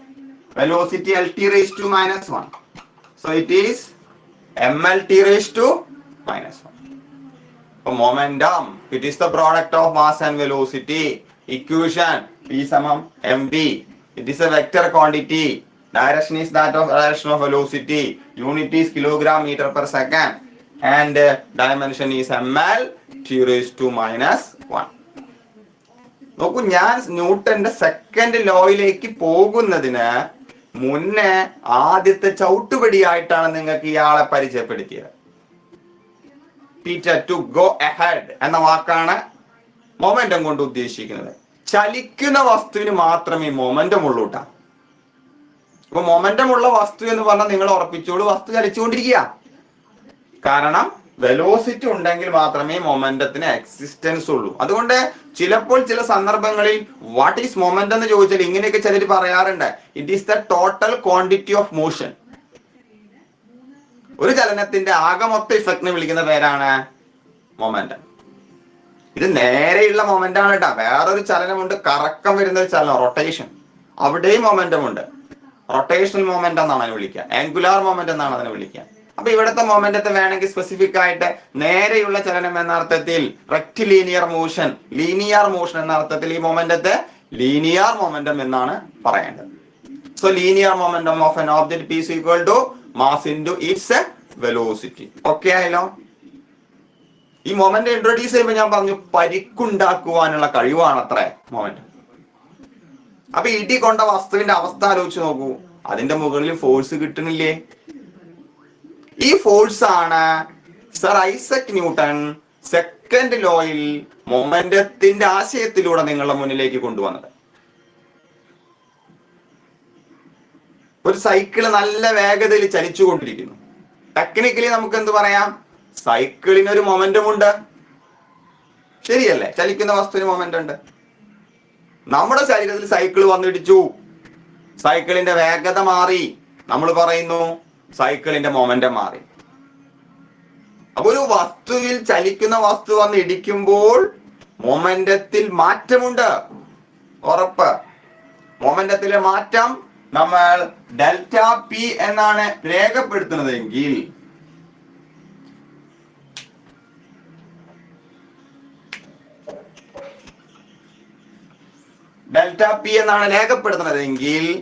ഫോഴ്സ് ഇടി കൊണ്ട ആളുടെ ശരീരത്തിൽ അയാൾക്കാകെ തിരിച്ചറിയുന്നത് ശരീരത്തിൽ ഭയങ്കരമായിട്ട് ഫോഴ്സ് കിട്ടിയെന്നാണ്. ആ ഫോഴ്സ് തീരുമാനിക്കുന്നതിൽ പ്രധാനി ഈ മൊമെന്റത്തിന്റെ മാറ്റമാണ്. പതുക്കെ വരുന്ന വസ്തുവാണെങ്കിൽ ഒരു വേറെ വസ്തുവിൽ ഇടിച്ചാൽ അവിടെ ഉണ്ടാകുന്ന മൊമെന്റത്തിന്റെ മാറ്റം ചെറുതാ. കാരണം വെലോസിറ്റി ചെറുതായതുകൊണ്ട് ചേഞ്ച് വരുമ്പോ ചെറിയ രീതിയിലേ മാറ്റം വരുന്നുള്ളൂ. നല്ല സ്പീഡിൽ വരുന്ന ഒരു വസ്തു ഇടിച്ചു കഴിഞ്ഞാലോ വെലോസിറ്റി നല്ല സ്പീഡിൽ നിന്ന് ഇടിച്ചാൽ അവിടെ നിന്നു എന്ന് വിചാരിക്കുക, അപ്പൊ 0 ആയി. അപ്പൊ നല്ല സ്പീഡിൽ നിന്ന് 0യിലേക്ക് വന്നു. മൊമെന്റത്തിലെ ചേഞ്ച് വളരെ വലുതാ. ഇടി കൊണ്ട ആൾക്ക് നല്ല പരിക്കാണ്. അതിന്റെ അർത്ഥം പരിക്കുണ്ടാക്കുമ്പോൾ അയാളുടെ ശരീരത്തിൽ ഏൽക്കുന്ന ഫോഴ്സ് മൊമെന്റത്തിന്റെ ചേഞ്ച് വർദ്ധിച്ചാൽ ഫോഴ്സ് കൂടും. മൊമെന്റത്തിന്റെ ചേഞ്ച് കുറവാണെങ്കിലോ ഫോഴ്സ് കുറവായിരിക്കും. അതുകൊണ്ട് ഫോഴ്സ് മൊമെന്റത്തിന്റെ ചേഞ്ചുമായി നേരനുപാതത്തിലാണെന്ന് പറയാം. അപ്പൊ നോക്കൂ, വരുന്ന വസ്തുവിന്റെ ഇടി കൊണ്ടുള്ള ശരീരത്തിൽ കിട്ടുന്ന ഫോഴ്സ് എത്രയാണെന്ന് തീരുമാനിക്കുന്നതിൽ പ്രധാനി ആരാണ്? മൊമെന്റത്തിലുണ്ടായ ചേഞ്ചാണ്. അതുകൊണ്ടാണ് ഞാൻ അതിനെ ഡെൽറ്റ പി എന്ന് ലേബൽ ചെയ്തത്. അതേസമയം ഈ വരുന്ന വസ്തു ഭയങ്കര ഫാസ്റ്റ് ആയിട്ടാണ് വരുന്നതെങ്കിൽ, വളരെ പെട്ടെന്ന് ഇടി കഴിഞ്ഞു എന്ന് വിചാരിക്കുക, ഇടിയുടെ പരിക്ക് അതിഭീകരമാണ്. ഇടിയുടെ ഭാഗമായി ശരീരത്തിൽ കിട്ടിയ ഫോഴ്സും വലുതാണെന്ന് അർത്ഥം. അപ്പൊ വളരെ സ്പീഡിൽ നടക്കുന്ന കേസിൽ ഇടി കൊണ്ടുള്ള ശരീരത്തിൽ കിട്ടുന്ന ഫോഴ്സ് കൂടുതലാണ്. വളരെ സ്പീഡ് എന്ന് പറഞ്ഞാൽ സമയം വളരെ ചെറുതെന്നർത്ഥം. അപ്പൊ സമയം ചെറുതായാൽ, മൊമെന്റത്തിന്റെ ചേഞ്ച് ഉണ്ടാവാൻ എടുത്ത സമയം ചെറുതായാൽ ഇടി കൊണ്ടുള്ള ശരീരത്തിൽ കിട്ടുന്ന ഫോഴ്സ് കൂടുതലാണ്. അപ്പൊ അതുകൊണ്ട് ഫോഴ്സ് ഒന്ന് ഡെൽറ്റ പിയോട് നേരനുപാതത്തിലാണെങ്കിൽ ഒന്ന് ഡെൽറ്റ പിയോട് വിപരീത അനുപാതത്തിലാണ്. ഡെൽറ്റ ടിയോട് വളരെ ഫാസ്റ്റ് ആയിട്ട് ചെറിയ സമയം കൊണ്ട് നടക്കുകയാണെങ്കിൽ ഇടിയുടെ പരിക്ക് ഭയങ്കര കൂടുതലാണ്. അപ്പൊ അതിന്റെ ഭാഗമായി കിട്ടുന്ന ഫോഴ്സ് രണ്ടാളെ ഡിപ്പെൻഡ് ചെയ്യുന്നു എന്നാണ് മനസ്സിലാവുന്നത്. ഒന്ന് ചേഞ്ചിങ് മൊമെന്റവും, രണ്ട് അതിനെടുത്ത സമയവും. രണ്ടും കൂടി ഒരുമിച്ച് പറയുകയാണെങ്കിൽ the force is directly proportional to delta p by delta t. ഈ രണ്ടാളെയും കൂടി ഒരുമിച്ചെടുത്താൽ നമുക്ക് വസ്തുവിന്റെ മുകളിൽ കിട്ടിയ ഫോഴ്സ് എത്രയെന്ന് പറയാൻ പറ്റുന്ന പറയണം. F proportional to delta p by delta t. ഈ F proportional to delta p by delta p ചിലപ്പോൾ ഇങ്ങനെ എഴുതാറുണ്ട്, dp by dt. ലിമിറ്റിംഗ് കണ്ടീഷനിലെ ഡിഫറൻസിയേഷൻ നടത്താൻ നമ്മൾ എവിടെയോ പറഞ്ഞിട്ടുണ്ട്. സമയം ചെറുതാക്കി പിടിച്ചാൽ ഏറ്റവും ചെറിയ സമയത്തിൽ delta p by delta t എങ്ങനെ എഴുതുക? dp by dt. ശരിക്കും പറഞ്ഞാൽ ചലിക്കുന്ന വസ്തു വേറൊരു വസ്തുവിന്റെ മുകളിൽ ചെന്ന് ഇടിക്കുമ്പോൾ ഒരു ബലം ഉണ്ടാവും. ആ ബലം എന്തിനനുസരിച്ചിട്ടാണ്? മൊമെന്റത്തിലുണ്ടായ മാറ്റത്തിനനുസരിച്ച്, സമയത്തിന്റെ ഇടവേളയ്ക്കനുസരിച്ച്. സമയത്തിനനുസരിച്ച് മൊമെന്റത്തിൽ എന്ത് മാറ്റം ഉണ്ടായി എന്നതിനനുസരിച്ചിട്ടാണ് ഫോഴ്സ് ഉണ്ടാകുന്നത് എന്നാണ് കാണുന്നത്. And this is called Newton's second law of motion. ഇത് തന്നെയാണ് സർ ഐസക് ന്യൂട്ടൺ പറഞ്ഞത്. ഒരു വസ്തുവില് വേറൊരു വസ്തു വന്ന് ഇടിക്കുമ്പോൾ, ഇടിക്കണമെന്നല്ല, ഇടിക്കുമ്പോൾ ഇടി കൊണ്ട വസ്തുവിന് ഫോഴ്സ് കിട്ടും. ജനറൽ ആയിട്ട് പറഞ്ഞാൽ ഒരു വസ്തുവിന്റെ മുകളിൽ അനുഭവപ്പെടുന്ന ഫോഴ്സ് എന്ന് പറയുന്നത് അതിന്റെ മൊമെന്റത്തിലുണ്ടായ സമയത്തിനനുസരിച്ചുണ്ടായ മാറ്റത്തിന് നേരനുപാതത്തിലായിരിക്കും. Rate of change of momentum with time. Newton's second law states that force is directly proportional to rate of change of momentum with time. സമയത്തിനനുസരിച്ച് മൊമെന്റത്തിലുണ്ടായ മാറ്റത്തിന് നേരനുപാതത്തിലായി. ഇതാണ് നമ്മളുടെ ആദ്യത്തെ topic, newton second law. Newton second law states that force is directly proportional to rate of change of momentum with time. നോക്കി, ഇതിന്റെ ഭാഗമായിട്ടുണ്ടായ force നിങ്ങൾ നോക്കിയാൽ മൊമെന്റത്തിന്റെ change, momentum is a vector quantity, മൊമെന്റത്തിന്റെ ചേഞ്ചിന്റെ ഡയറക്ഷൻ എങ്ങോട്ടാണ് നോക്കുക? അത് നിങ്ങൾ ബലം കൊടുത്ത ഡയറക്ഷനിലായിരിക്കും. എക്സാമ്പിൾ ആയിട്ട് ഒരു വെലോസിറ്റിയിൽ നീങ്ങിക്കൊണ്ടിരിക്കുന്ന വസ്തുവിന് ഒരാൾ ചെന്ന് ഒരു ഇടിയ കൊടുത്തു. അപ്പൊ അതിന്റെ വേഗത കൂടി, കുറച്ചും കൂടി ഉയർന്ന വേഗതയിൽ സഞ്ചരിച്ചു.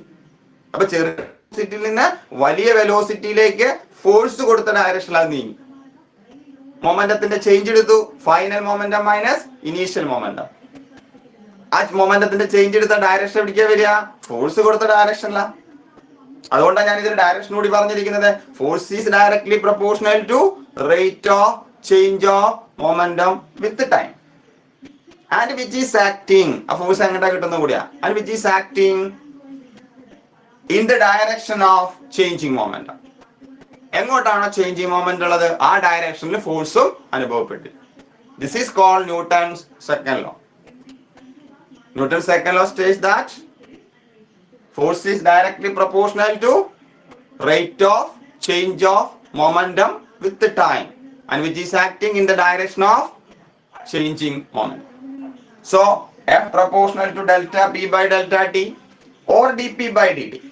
നമുക്കിതൊന്ന് നോക്കാം. എന്താണ് ഈ delta p by delta t കൊണ്ട് ഉദ്ദേശിക്കുന്നത്? ഡെൽറ്റ പി എന്ന് പറയുന്നത് മൊമെന്റത്തിലുണ്ടായ മാറ്റാ. അപ്പോ ഞാനത് മാറ്റി എഴുതിയാൽ this proportional to delta p, p എന്ന് പറഞ്ഞാൽ final momentum, that is m into final velocity, minus initial momentum, that is m into initial velocity. ഇതാണല്ലോ ചേഞ്ചിങ് മൊമെന്റം. തുടക്കത്തിലെ മൊമെന്റം, അവസാനത്തെ മൊമെന്റം, അവസാനത്തെ മൊമെന്റത്തിൽ നിന്ന് ആദ്യത്തെ മൊമെന്റം കുറച്ച്, ഡിവൈഡഡ് ബൈ ഡെൽറ്റ ടി. ഇതിൽ മാസ് കോൺസ്റ്റന്റാ, അതിന് വേരിയേഷൻ വരുന്നില്ല. അപ്പൊ അതുകൊണ്ട് ഡെൽറ്റ വന്നിരിക്കുന്നത് പ്രധാനമായിട്ടും m into v minus u by delta t എന്നാണ്. v minus u by delta t എന്ന് പറഞ്ഞാൽ ചേഞ്ച് വെലോസിറ്റി ബൈ ടൈം എന്നാണ് അർത്ഥം. അത് ആക്സിലറേഷൻ ആണ്. So you get the relation, it is proportional to mass into acceleration. ഈ proportionality മാറ്റി ചിലപ്പോൾ സമം ഇടാറുണ്ട്. അപ്പൊ സ്വാഭാവികമായിട്ട് അവിടെ ഒരു കോൺസ്റ്റന്റ് വരും. ആ കോൺസ്റ്റന്റ് വല്ല എക്സ്പെരിമെന്റിലൂടെ നമ്മൾ 1 ആണ് കിട്ടുന്നത്. So you get the equation of force F is equal to ma.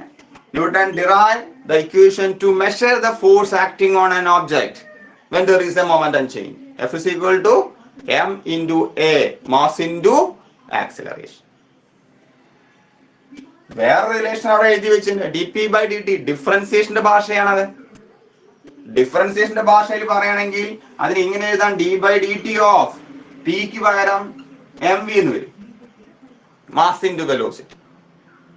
നോക്കൂ, മാസ് ഇൻറ്റു വെലോസിറ്റി രണ്ട് ഫിസിക്കൽ ക്വാണ്ടിറ്റി ഉണ്ട്.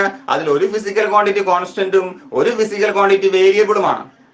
കോൺസ്റ്റന്റും വേരിയബിളും വന്ന ഡിഫറൻസിയേഷനിൽ ഞാൻ പറഞ്ഞിട്ടുള്ളത് കോൺസ്റ്റന്റിനെ മാറ്റിയിടണം, വേരിയബിളിനെ ഡിഫറൻഷിയേറ്റ് ചെയ്യണം. So you get m into dv by dt, rate of change of velocity with time. അതിനെ വിളിക്കുന്ന പേര് ആക്സിലറേഷൻ എന്നാണ്, വെലോസിറ്റി ചേഞ്ചിന്. So you get that is proportional to ma. Proportionality മാറ്റിയാൽ എന്ത് കൊടുക്കാം?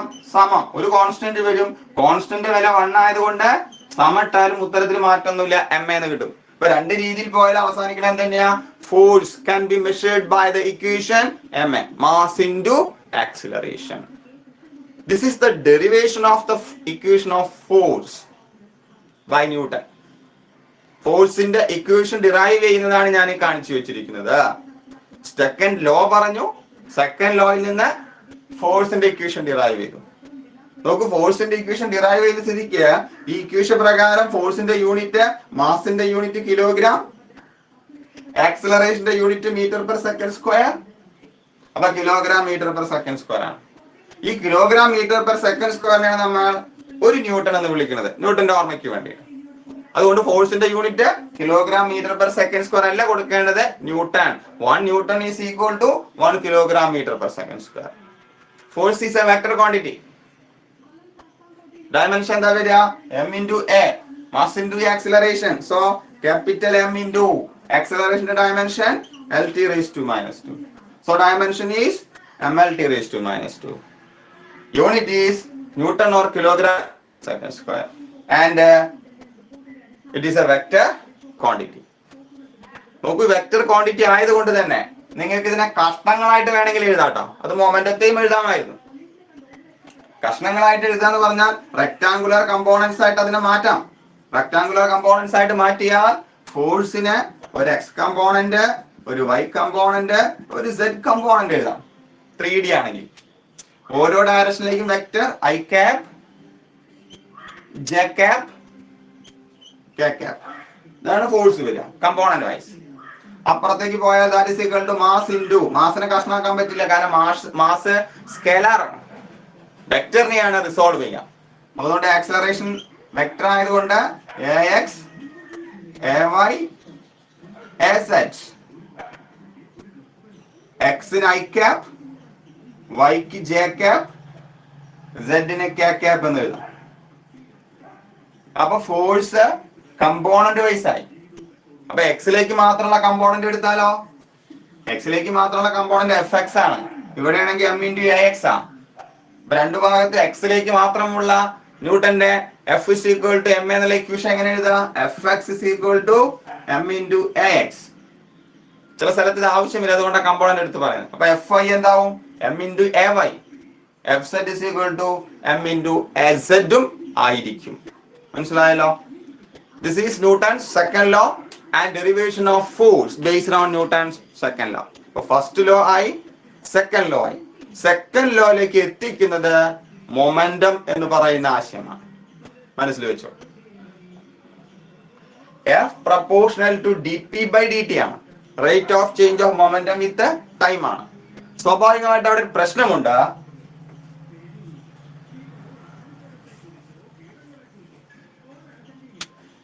F proportional to dp by dt എന്ന് എഴുതിയായിരിക്കാം. അപ്പൊ എക്സ്റ്റേണൽ ആയിട്ട് ഫോഴ്സ് ഇല്ലെങ്കിലോ എന്നൊരു ക്വസ്റ്റ്യൻ ഉണ്ട്. എക്സ്റ്റേണൽ ഫോഴ്സ് ഇല്ലെങ്കിൽ സീറോ ഈക്വൽ ടു എന്ന് എഴുതിയോണ്ട് നിങ്ങൾക്ക് പ്രശ്നമില്ല എന്ന് കരുതുന്നു, കാരണം അവിടുത്തെ കോൺസ്റ്റന്റിന്റെ പ്രത്യേകത ഞാൻ പറഞ്ഞു. അപ്പൊ zero equal to d P by D t എന്നൊരു വിഷയം അവിടെ വരും, മാത്തമാറ്റിക്സ് അവിടെ വരും. ഒരാളെ ഡിഫറൻഷിയേറ്റ് ചെയ്തപ്പോ ഉത്തരം 0. എപ്പോഴാണ് ഡിഫറൻസിയേഷനിലെ റിസൾട്ട് 0 വരിക? നമ്മൾ പഠിച്ചിട്ടുണ്ട്, കോൺസ്റ്റന്റിനെ ഡിഫറൻഷിയേറ്റ് ചെയ്താൽ മാത്രമേ ഉത്തരം 0 ആവൂ. അതുകൊണ്ട് എക്സ്റ്റേണൽ ഫോഴ്സ് 0 ആണെങ്കിൽ മൊമെന്റത്തിൽ മാറ്റമില്ല. That means P equal to a constant. P constant means mass into velocity equal to a constant. കണ്ടോ? If there is no external force, total linear momentum of a system will be always constant. ഇവിടെ second ലോയിൽ തന്നെ എത്തുക. External force ഇല്ലെങ്കിൽ ഒരു ഓബ്ജക്റ്റിന്റെ linear momentum constant ആവും. ഈ linear momentum constant ആവുക എന്ന് പറഞ്ഞാൽ എന്താ അർത്ഥം എന്ന് മനസ്സിലായോ? വെലോസിറ്റി കോൺസ്റ്റന്റ് ആവുക. വെലോസിറ്റി കോൺസ്റ്റന്റ് ആവുക എന്ന് പറഞ്ഞാൽ എന്താ അർത്ഥം?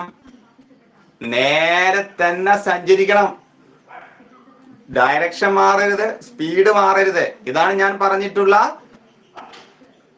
ന്യൂട്ടന്റെ ഫസ്റ്റ് ലോ അല്ലേ? If there is no external force, total linear momentum of a system will be a constant. This is called law of conservation of linear momentum. ഇതിനെയാണ് മൊമെന്റത്തിന്റെ സംരക്ഷണ നിയമം എന്ന് വിളിക്കുന്നത്. എവിടെ എക്സ്റ്റേണൽ ഫോഴ്സ് 0 ആകുന്നുവോ അവിടെ അതിന്റെ വെലോസിറ്റി കോൺസ്റ്റന്റ് ആകും, അഥവാ അതിന്റെ മൊമെന്റം മാറ്റമില്ലാതെ തുടർന്നിരിക്കണം. എവിടെ വെലോസിറ്റിയിൽ മാറ്റം വരുന്നുവോ, എവിടെ മൊമെന്റത്തിൽ മാറ്റം വരുന്നുവോ അവിടെ ഫോഴ്സ് വരും, സംശയമൊന്നുമില്ല. അപ്പൊ ന്യൂട്ടന്റെ സെക്കൻഡ് ലോ പഠിച്ച് അതിന്റെ കൂടെ പഠിച്ചു പോകേണ്ടതാണ് law of conservation of linear momentum. Linear മൊമെന്റത്തിന്റെ സംരക്ഷണ നിയമം. എപ്പോഴാണ് ലീനിയർ മൊമെന്റം സംരക്ഷിക്കപ്പെടേണ്ടത്? If there is no external force, linear momentum should be conserved. Linear momentum should be a constant if there is no external force. This is called law of conservation of linear momentum. പുറമേ നിന്ന് ബലമില്ലെങ്കിൽ ഒരു സിസ്റ്റത്തിന്റെ ആകെ momentum constant ആയിരിക്കണം. ഇതെവിടെയാ നമ്മൾ കാണുന്നത് നോക്കിക്കോളൂ. ഒരു ഗൺ ഫയർ ചെയ്യുന്ന സമയത്ത്, ട്രിനോട്ടറി റൈഫിളൊക്കെ പോലീസുകാർ ഫയർ ചെയ്യുന്ന സമയത്ത് പലപ്പോഴും ഷോൾഡറിൽ ഉറപ്പിച്ചു വെച്ചിട്ടാ ഫയർ ചെയ്യാം. കാരണം ഗൺ ഫയർ ചെയ്ത് കഴിഞ്ഞാൽ ബുള്ളറ്റ് അതിശക്തമായ വേഗതയിൽ മുന്നോട്ട് പോകും. ബുള്ളറ്റ് മുന്നോട്ടേക്ക് പോകുന്ന വേഗതയെ വിളിക്കുന്ന പേര് മസിൽ വെലോസിറ്റി എന്നാണ്. Muscle velocity. ചെറിയ മാസാണ് ബുള്ളറ്റിന്, ഭയങ്കര വേഗതയാണ്. അതേസമയം ഗണ്ണിന് നല്ല കനമുണ്ട് ബുള്ളറ്റുമായിട്ട് കമ്പയർ ചെയ്യുമ്പോൾ. ഗണ്ണ് ഫയർ ചെയ്ത സമയത്ത് ഒരു വേഗതയിൽ പുറകോട്ടടിക്കും. നമ്മുടെ ശരീരത്തിലെ ഷോൾഡറിലാണെങ്കിൽ ഈ മസിലുള്ള സ്ഥലത്ത് വന്ന് ഇടിക്കും. ഗണ്ണ് പുറകിലേക്ക് വരുന്ന ഈ വെലോസിറ്റിയെ വിളിക്കുക റീകോയിൽ ചെയ്യുന്ന വെലോസിറ്റി എന്നാണ്. Recoil velocity. എല്ലാ ഓബ്ജക്റ്റുകൾക്കും ഈ റീകോയിൽ വെലോസിറ്റി ഉണ്ട് ഇതുപോലെ നടക്കുന്ന സന്ദർഭങ്ങളിൽ. ഈ റീകോയിലിംഗ് നടക്കാനുള്ള കാരണം law of conservation of linear momentum ആണ്. ഗണ്ണിന്റെ ഉള്ളിൽ ബുള്ളറ്റ് ഇരിക്കുന്ന സമയത്ത് ഇപ്പൊ ഗൺ എന്നുള്ളത് ഇങ്ങനെയാണെന്ന് വിചാരിച്ചോളൂ. ഗണ്ണിൽ നിന്ന് ബുള്ളറ്റ് ചെറിയ മാസ് ആണ്, ഒരു വേഗതയിൽ മുന്നോട്ടേക്ക് പോയി ഫയർ ചെയ്തപ്പോ. ആ വേഗതയെ വിളിച്ച പേരാണ് മസിൽ സ്പീഡ്. ഈ ഗണ്ണിന് ബുള്ളറ്റുമായിട്ട് കമ്പയർ ചെയ്യുമ്പോൾ നല്ല മാസ് ഉണ്ട്. അപ്പൊ ഗണ്ണ് ഫയർ ചെയ്താൽ ഒരു വെലോസിറ്റി, വലിയ വി കൊടുത്തിട്ട് വലിയ വെലോസിറ്റി അല്ല, വലിയ സിമ്പിളിന് അനുയോജ്യമായിട്ട് കൊടുത്തതേ ഉള്ളൂ. ഒരു വേഗതയിൽ പുറകോട്ടേക്ക് വരും. ഈ പുറകോട്ടേക്ക് വരുന്ന വെലോസിറ്റിയെ വിളിച്ച പേരാണ് റീകോയിൽ വെലോസിറ്റി. നോക്കൂ, ഈ ബുള്ളറ്റ് ഗണ്ണിന്റെ ഉള്ളിലാണ് ഇരിക്കുന്നതെങ്കിൽ ഗണ്ണും ബുള്ളറ്റും അടങ്ങിയ സിസ്റ്റം റെസ്റ്റിലാണ്. റെസ്റ്റിലിരിക്കുന്ന വസ്തുവിന്റെ മൊമെന്റ് എത്രയാ? 0. ഇപ്പൊ ടോട്ടൽ മൊമെന്റം ബുള്ളറ്റിന്റെ എടുത്താലും ഗണ്ണിന്റെ എടുത്താലും ഒക്കെ 0 ആണ് ബിഫോർ ഫയറിംഗ്. വെറുതെ ഒന്ന് എഴുതി നോക്കിയാൽ before firing momentum of gun is 0, momentum of bullet is again 0. 0 + 0 എന്നാണ് ഫയറിംഗിന് മുൻപ്. ഒന്നുമില്ല. ഫയർ ചെയ്തു, ബുള്ളറ്റ് അതിവേഗതയിൽ മുന്നോട്ടേക്ക് പോയി. ബുള്ളറ്റിന്റെ മൊമെന്റ് എത്രയാ? ബുള്ളറ്റിന്റെ മാസ് ഗുണിക്കണം ബുള്ളറ്റിന്റെ velocity. Small letter M V. ഗണ്ണിന്റെ മൊമെന്റ് എത്രയാ? Capital M plus capital M into capital. നോക്കൂ, ഈ ബുള്ളറ്റ് ഗണ്ണിൽ നിന്ന് പുറത്തേക്ക് പോകുന്നത് ആ പുറമേന്നൊരു ബലം കൊടുത്തിട്ടല്ല, അതിന്റെ ഉള്ളിലുള്ള ട്രിഗറിങ്ങിന്റെ ഭാഗമായിട്ട് തെറിച്ചു പോയിട്ടുള്ളതാ. There is no external force. That means total momentum of the gun bullet system should be a constant. ഗണ്ണും ബുള്ളറ്റും അടങ്ങിയ സിസ്റ്റത്തിന്റെ മൊമെന്റം കോൺസ്റ്റന്റ് ആയിരിക്കണം. കോൺസ്റ്റന്റ് ആയിരിക്കണം എന്ന് പറഞ്ഞാൽ ആദ്യം ഉണ്ടായിരുന്നത് എത്രയാണ് അത് തുടരണം എന്നാണ് അർത്ഥം. ആദ്യം എത്ര ഉണ്ടായിരുന്നേ? 0. അപ്പൊ പിന്നെ ഫയറിംഗിന് ശേഷം ഇതൊക്കെ കൂടി കൂട്ടി എന്ത് കിട്ടണം? 0 കിട്ടണം. That means by theorem 0 + 0 = mv + mv. ബുള്ളറ്റിന്റെ മൊമെന്റവും ഗണ്ണിന്റെ മൊമെന്റവും കൂടി ചേർത്താൽ ആദ്യത്തെ വിലയായ 0 തിരിച്ചെത്തണം. So by law of conservation of moment I can write 0 + 0 = mv + mv. ഇതിലെ ഗണ്ണ് റീകോയിൽ ചെയ്യുന്ന വെലോസിറ്റി മാത്രം എടുത്ത് എഴുതിയാൽ ക്യാപിറ്റൽ എം വി ഇവിടെ നിർത്തി, ഇവിടേക്ക് വന്നാൽ മൈനസ് സ്മോൾ എം വി ആയി. വലിയ v = minus m into small letter v by capital M. You get the equation of velocity with which the gun moves backward. That is recoil velocity. Recoil velocity v = minus mv by m ആണ്. എന്താ കുഞ്ഞമ്മ? ബുള്ളറ്റിന്റെ mass. എന്താ small letter v കൊണ്ട് represent ചെയ്തത്? ബുള്ളറ്റിന്റെ velocity, muzzle velocity. Capital M ഗണ്ണിന്റെ mass. അപ്പൊ ഒരു ഗണ്ണ് ഫയർ ചെയ്താൽ തിരിച്ച് നമ്മളെ ശരീരത്തിൽ ചെന്ന് ഇടിക്കുമ്പോ ഇടിയുടെ ആഘാതം കുറവായിരിക്കാൻ നമുക്ക് എന്ത് വേണം? വെലോസിറ്റി കുറയണം. ഗണ്ണിന്റെ തിരിച്ചുവരവ്. ഗണ്ണിന്റെ തിരിച്ചുവരവ് കുറയണമെങ്കിൽ ഇക്വേഷൻ എന്താ പറയുന്നത്? ഈ പറയുന്ന ഡിനോമിനേറ്ററിൽ ആൾ കൂടിയാൽ മതി, മാസ് കൂടിയാൽ മതി. ആരുടെ മാസ്? ഗണ്ണിന്റെ മാസ്. അപ്പൊ നല്ല കനത്തിൽ ഗണ്ണുണ്ടായാൽ തിരിച്ചിടിക്കുന്ന വേഗത കുറയും. കാരണം മാസിന്റെ വെലോസിറ്റിയാണ് സംരക്ഷിക്കപ്പെടേണ്ടത്. മാസിന്റെ വെലോസിറ്റി സംരക്ഷിക്കപ്പെടുമ്പോ വെലോസിറ്റി കുറയ്ക്കണമെങ്കിൽ മാസ് കൂടണം. കാരണം രണ്ടും കൂടി കുടിച്ചാൽ കോൺസ്റ്റന്റ് കിട്ടണ്ടേ? അതുകൊണ്ട് ഗണ്ണിന്റെ റീകോയിൽ വെലോസിറ്റി കുറയ്ക്കാൻ ഏറ്റവും നല്ലത് ഗണ്ണിന്റെ മാസ് കൂട്ടി ഉണ്ടാക്കുകയാണ്. ബുള്ളറ്റിന് മാസ് കൂട്ടിയ ബുള്ളറ്റ് പോവോ? ഇല്ല. ബുള്ളറ്റ് നല്ല വേഗതയിൽ ചെന്ന് തറയ്ക്കണമെങ്കിൽ ബുള്ളറ്റിന്റെ മാസ് അങ്ങോട്ട് കുറയ്ക്കും. അപ്പൊ ബുള്ളറ്റിന്റെ വെലോസിറ്റി അങ്ങോട്ട് കയറും. മനസ്സിലായോ? അപ്പൊ ബുള്ളറ്റ് ചെറുതാവുമ്പോൾ അതിന്റെ വെലോസിറ്റി കൂടി, ഗണ്ണ് വലുതായപ്പോൾ അതിന്റെ തിരിച്ചു വരുന്ന വെലോസിറ്റി കൂടി. ഗണ്ണിന്റെ മാസ് കുറവാണെങ്കിൽ ബുള്ളറ്റ് പോണ വേഗതയിൽ തോക്കിട്ട് വരും. അപ്പൊ പിന്നെ വെടിവെച്ച ആളും കൂടി അതോടെ പണി കഴിയും.